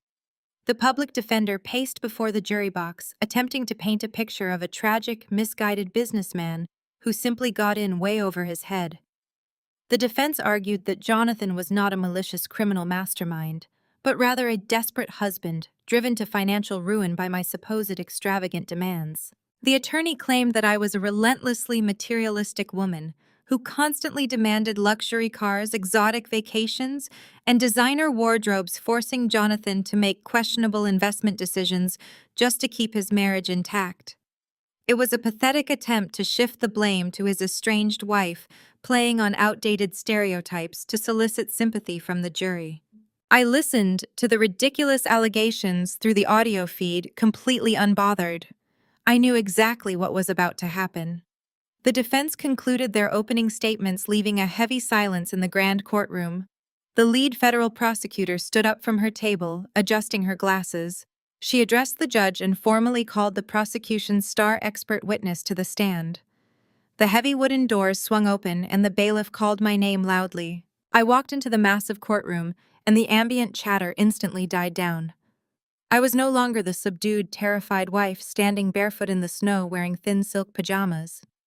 I was dressed in a razor-sharp tailored navy blue power suit, my hair pulled back into a sleek professional knot. I carried a leather portfolio containing the undisputed digital truth. As I strode confidently down the center aisle, I kept my gaze fixed entirely on the witness stand. I completely ignored the flashes of the courtroom sketch artists and the murmurs of the crowded gallery. But out of the corner of my eye, I saw Jonathan physically recoil. The defiant posture he had been trying to maintain instantly collapsed. His face drained of all color, turning a sickly shade of ashen gray as he finally realized the absolute magnitude of his impending doom. I took the oath, swearing to tell the whole truth, and took my seat on the elevated wooden stand. The federal prosecutor approached me, projecting an image of calm authority. She began by establishing my extensive credentials, verifying my 10 years of experience as a certified forensic accountant, specializing in complex corporate fraud and international money laundering. I answered her questions with a clear, resonant voice, making direct eye contact with the jury members. I wanted them to see a composed, highly educated professional, not the greedy, hysterical housewife the defense had just attempted to describe. The dismantling began with devastating precision. The prosecutor directed the court's attention to a large multimedia screen positioned directly across from the jury box. I opened my portfolio and began walking the court through the intricate web of deceit. Using highly detailed visual charts and simplified financial graphs, I broke down the exact architecture of his entire scheme. I did not use confusing corporate jargon. I translated the complex, fraudulent algorithms into simple, undeniable facts. I showed the jury exactly how Jonathan had systematically diverted incoming capital from new, eager investors directly into his own private household expenditure accounts. I clicked to the next slide, illuminating a massive timeline of illicit wire transfers. I explained how the funds intended for robust market investments were instead being aggressively utilized to purchase exorbitant luxury goods for his teenage daughter. I pointed out the exact dates and monetary amounts, demonstrating that the extravagant demands destroying the hedge fund did not come from me, but from his own reckless desire to maintain a hollow facade of supreme wealth. The public defender slouched lower in his chair, completely unable to raise a single credible objection against the mountain of authenticated digital receipts. Then I delivered the fatal blow. The prosecutor asked me to explain the offshore routing mechanisms. The courtroom grew incredibly still as I projected the incorporation documents from the Cayman Islands shell companies onto the large screen. I detailed how Jonathan had deliberately bypassed domestic regulatory oversight by funneling the stolen millions into untraceable international accounts. I highlighted the primary beneficiary forms, displaying my own name listed as the sole corporate director. A collective gasp rippled through the gallery. The defense attorney leaped up, attempting to argue that these documents proved my direct complicity in the fraud. The prosecutor simply smiled and asked me to clarify the origins of the signatures. I pulled up the secondary forensic analysis reports. I meticulously broke down the digital metadata attached to the incorporation files. I showed the jury the exact IP addresses and time-stamped server logs, proving unequivocally that the offshore accounts were created and accessed exclusively from Jonathan's private computer terminal located in his downtown executive suite. I did not stop there. I displayed the forged signature cards side by side with my actual legal signature. Utilizing advanced forensic handwriting analysis charts, I pointed out the specific mechanical discrepancies, the hesitation marks, and the unnatural angle strokes that proved beyond a shadow of a doubt that Jonathan had expertly forged my name. I explained with cold, clinical detachment how my husband had weaponized my pristine professional reputation to legitimize his illegal entities, entirely planning to frame me for his catastrophic financial crimes when the scheme inevitably collapsed. The jury members stared at the screen, their expressions shifting from intense concentration to visible absolute disgust. They looked away from my charts and turned their collective gaze toward the defense table. Jonathan was staring down at his tightly clasped hands, completely unable to look anyone in the eye. The narrative of the devoted husband had been utterly obliterated, replaced by the undeniable reality of a ruthless, cowardly predator who was willing to send his innocent wife to federal prison just to save his own skin. The public defender attempted a cross-examination, but his questions were weak and entirely disjointed. He tried to rattle me, questioning the legality of how I obtained the network access logs. I remained perfectly composed, politely reminding him that as a legally married spouse residing in the home, I had unrestricted lawful access to the shared residential network at the time the data was secured. Furthermore, I noted that the Federal Cybercrimes Unit had independently subpoenaed and verified every single byte of data directly from his corporate servers, completely corroborating my initial findings. Every desperate trap the defense tried to set, I dismantled with a calm, irrefutable piece of hard evidence. After 3 grueling hours on the witness stand, the prosecutor stated she had no further questions. I stepped down from the elevated platform, the sharp clicks of my heels echoing in the heavy silence of the grand room. I walked back down the center aisle, feeling an incredibly profound sense of liberation, lifting the last remaining weights from my shoulders. The trial would continue for another 2 days, but the outcome was already cemented in the minds of everyone present. Jonathan was no longer a powerful titan of industry. He was just a pathetic, broken man, facing the devastating consequences of his own monumental arrogance. His meticulously crafted empire, built entirely on stolen money and shattered trust, had completely crumbled beneath the crushing weight of the absolute truth. The bright sunlit corridor offered a moment of profound tranquility before the final act of this exhausting legal theater commenced. The remaining 2 days of the trial passed in a blur of desperate defensive maneuvers and irrefutable prosecutorial strikes. Jonathan's public defender tried every procedural trick available, but nothing could dismantle the mountain of digital evidence I had laid before the court. When the prosecution formally rested its case, the defense called no further witnesses. Jonathan declined to take the stand, knowing his arrogant demeanor and inability to explain the forged signature cards would absolutely crucify him under cross-examination. The jury instructions were finalized and the 12 men and women retired to the deliberation room. Federal fraud cases involving complex international shell companies and encrypted offshore ledgers usually require days of intense deliberation. This jury reached a unanimous consensus in less than 4 hours. The sudden summons back to the courtroom sent a ripple of electric anticipation through the gallery. I took my seat in the front row, right beside the lead federal prosecutor, who gave me a confident, subtle nod. Jonathan was escorted back to the defense table. His gray suit looked even more ill-fitting than before, hanging off his shoulders like a borrowed garment. He kept his eyes glued to the polished mahogany table, his hands tightly clasped together in a white-knuckled grip. The bailiff instructed the court to rise as the federal judge, a stern, imposing figure with decades of experience handling white-collar criminals, took the bench. The heavy silence in the room was absolute. The jury foreperson, a retired high school principal, stood and handed the sealed envelope to the bailiff. The document was passed to the judge, who reviewed it with a completely unreadable expression before handing it back to be read into the official court record. The words echoed through the cavernous space, striking with the force of a physical blow. On the charge of aggravated wire fraud, the jury finds the defendant guilty. Jonathan flinched, his shoulders dropping a fraction of an inch. On the charge of corporate embezzlement, the jury finds the defendant guilty. A collective breath seemed to release from the gallery behind me. On the charge of international money laundering, the jury finds the defendant guilty. Count after count, the verdict remained exactly the same. Guilty, guilty, guilty. The public defender let out a long, defeated sigh, packing his legal pads into his briefcase. Jonathan simply sat there, staring blankly at the wood grain of the table, as the totality of his complete destruction finally materialized in the physical world.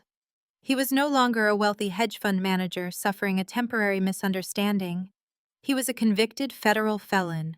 Before moving to the formal sentencing phase, the federal judge leaned forward, folding his hands together and addressing Jonathan directly. The judge did not hold back, delivering a scathing, relentless rebuke of the profound greed and malicious deception defining Jonathan's entire existence.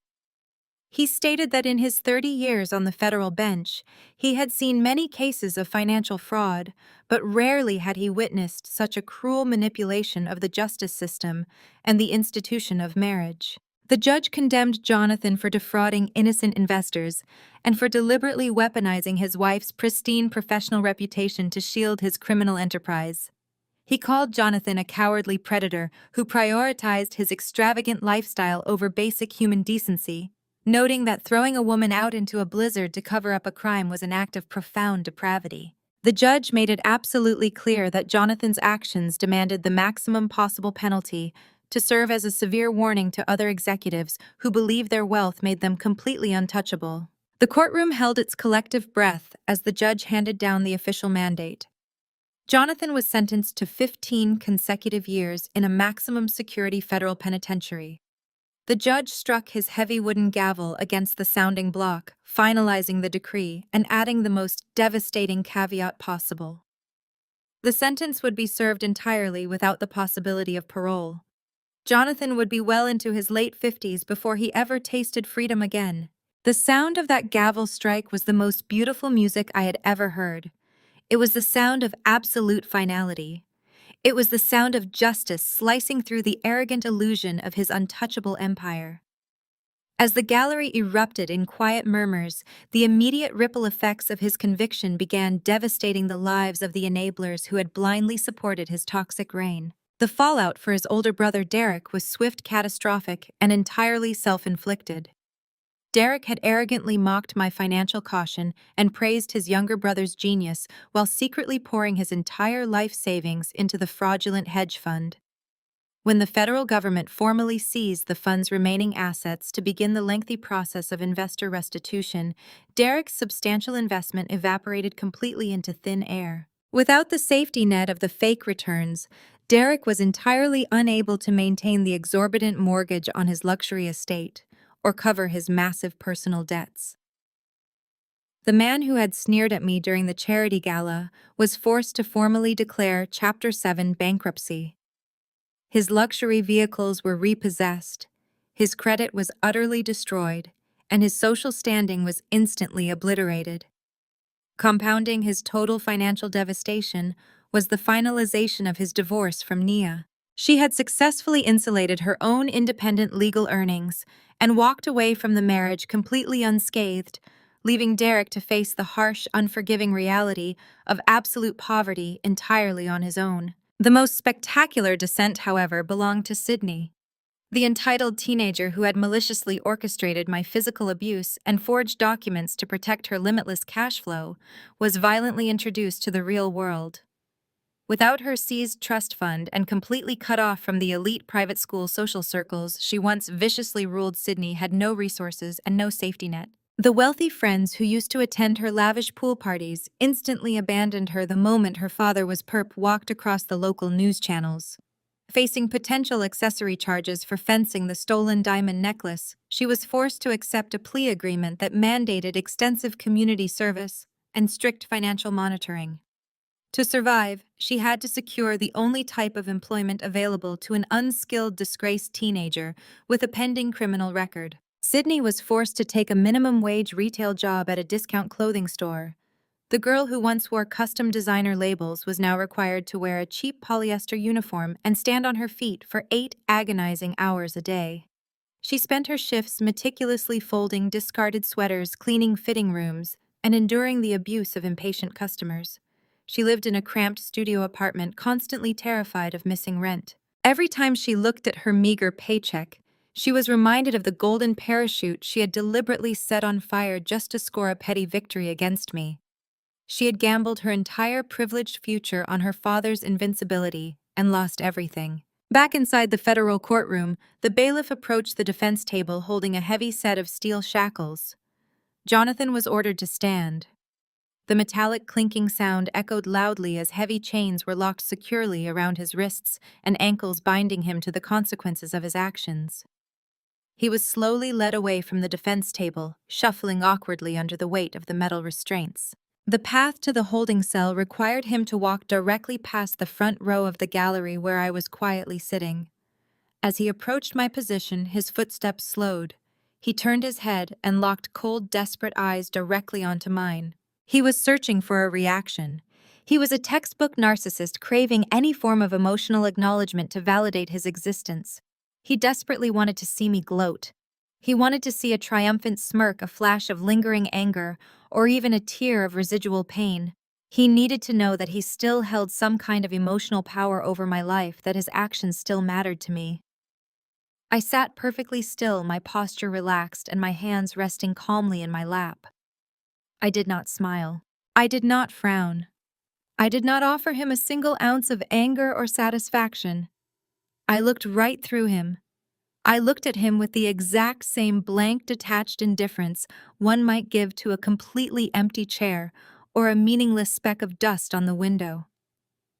I erased his existence right there in the middle of the crowded courtroom. The sheer magnitude of my total indifference struck him harder than the 15-year prison sentence. His face crumpled, the last remaining shard of his monumental ego fracturing completely as the bailiff shoved him roughly forward through the heavy wooden doors, swallowing him into the dark, permanent void of the federal prison system, forever. The heavy wooden doors of the federal courtroom swung shut behind me, sealing Jonathan inside a bleak reality he constructed entirely with his arrogance and insatiable greed. Stepping out into the bright downtown Chicago sunlight that afternoon, I took my first genuine breath as a liberated woman. I did not pause to look back at the grand courthouse steps. The agonizing chapter of my life, defined by psychological gaslighting, financial deception, and desperate emotional survival, was permanently closed, eradicated by the sheer force of undeniable truth. I walked down the bustling city sidewalk, blending perfectly into the vibrant crowd of pedestrians, feeling an incredible weight lift off my shoulders with every forward step. The towering skyscrapers above me no longer felt like prison walls, but rather monuments to endless possibility and untapped potential. I hailed a cab and rode back to my temporary apartment, watching the city blur past the window, knowing my future was finally entirely my own to dictate. My life transformed with a speed and intensity that still occasionally surprised me. Gone were the days of tiptoeing silently through a lavish suburban mansion, terrified of waking a volatile tyrant. Gone was the suffocating need to monitor my facial expressions to avoid triggering an unwarranted outburst. My new morning routine consisted of waking up in a sunlit downtown penthouse, brewing a strong pot of premium coffee, and reading the financial markets without fear tightening my chest.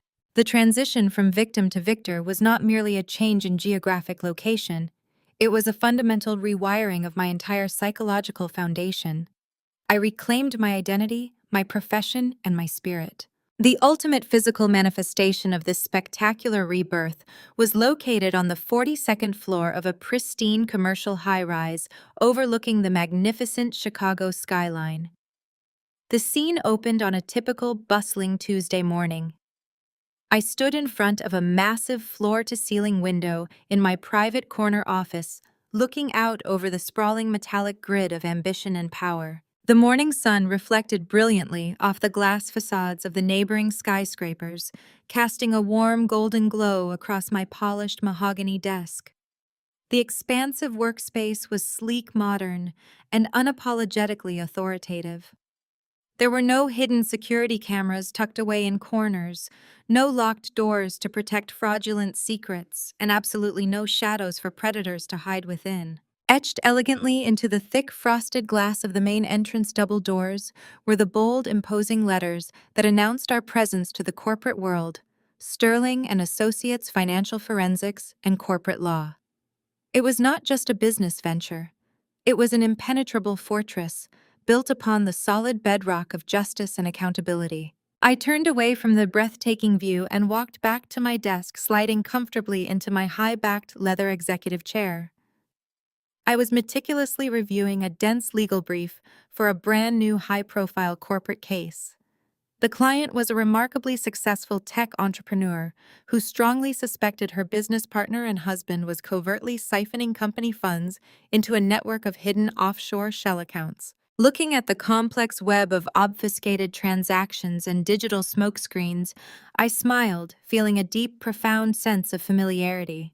The deceptive tactics were almost identical to the ones Jonathan had foolishly attempted to use against me.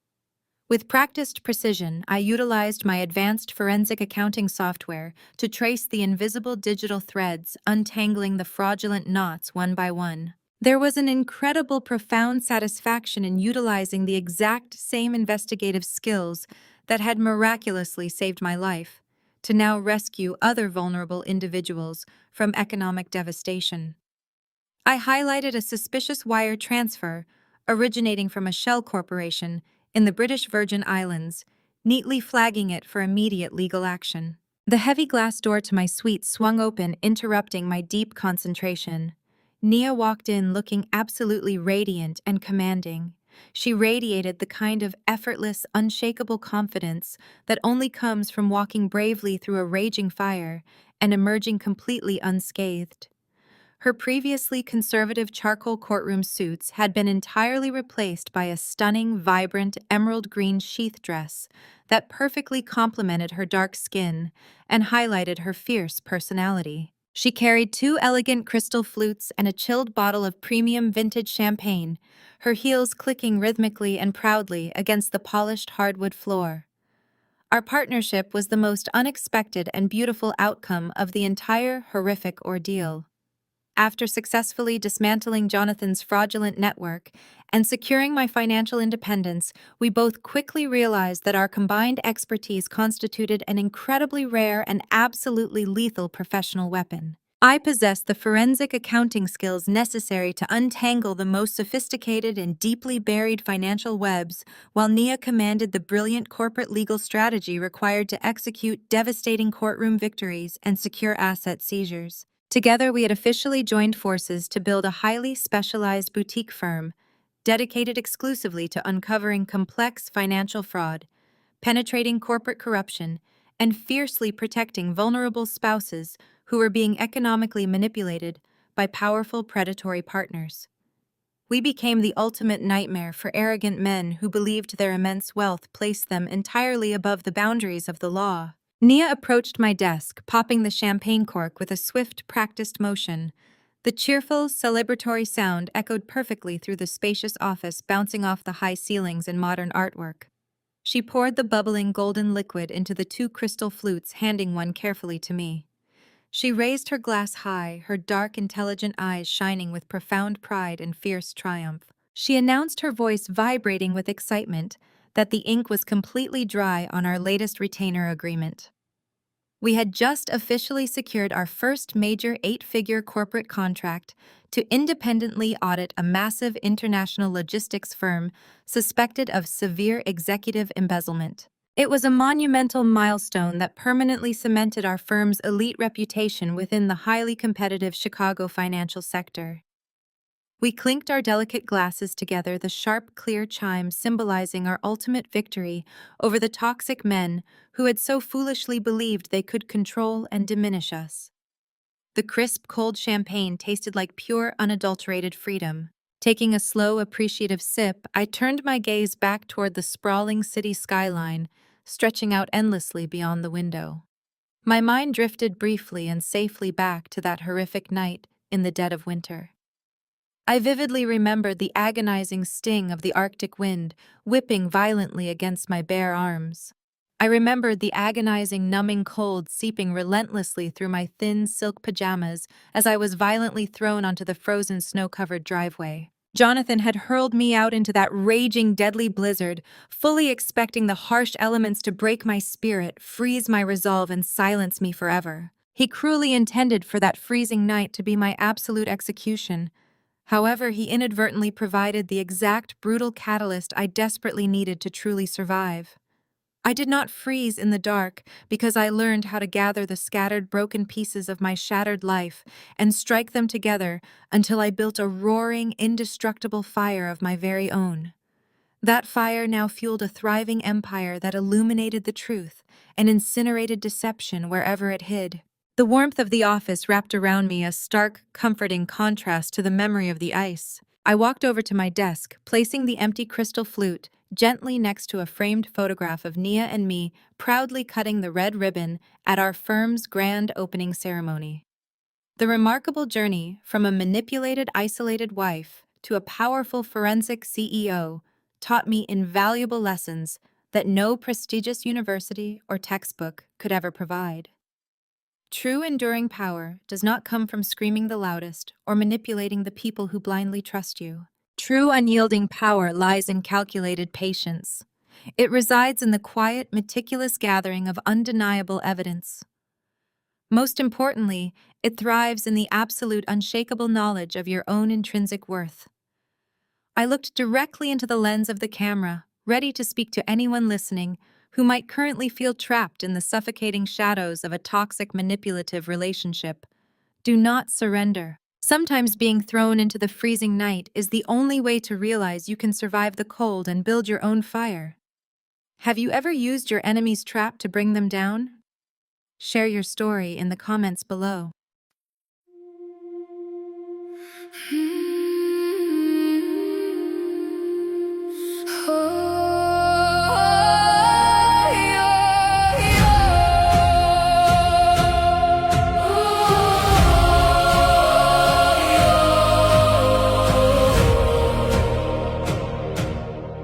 I used to ride upon your shoulders, thinking you could touch the sky. Every road felt less uncertain when I saw the world through your eyes. You were stronger than the mountains, taller than the northern pines. And when the winter winds were coming, you would stand between them and I. Time kept moving like the river, years slipped slowly out to sea. But no matter where life took me, you were always part of me. I am my father's daughter, in every step I take, in every time I choose to stand. When it's easier to break, I carry your courage in my heart, your fire inside my soul. And though the years keep moving on, your love still leads me home.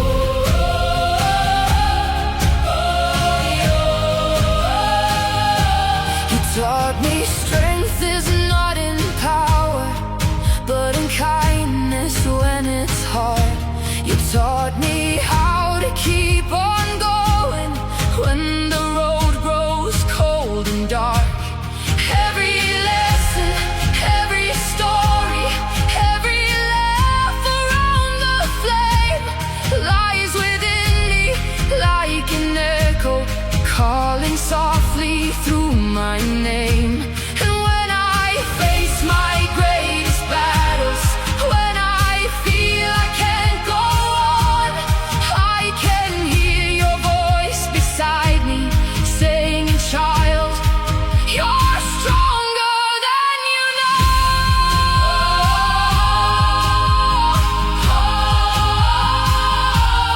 I am my father's daughter, in every step I take, in every time I choose to stand.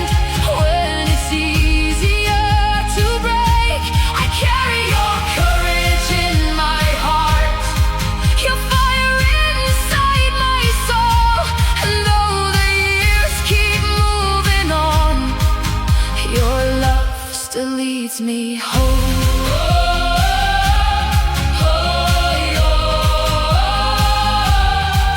One day the snow will cover footprints, one day the fire will burn low. But the things a father gives his daughter are the things that never go. Not the gold or not the stories, not the battles that he won, but the quiet way he loved her and the woman she becomes. I am my father's daughter, and I always will remain. Through every triumph, every loss, through every joy and every pain, the world may change around me, the stars may fade above, but I will always carry with me my father's endless love. And when they ask me who I am, I'll smile and answer softly, I am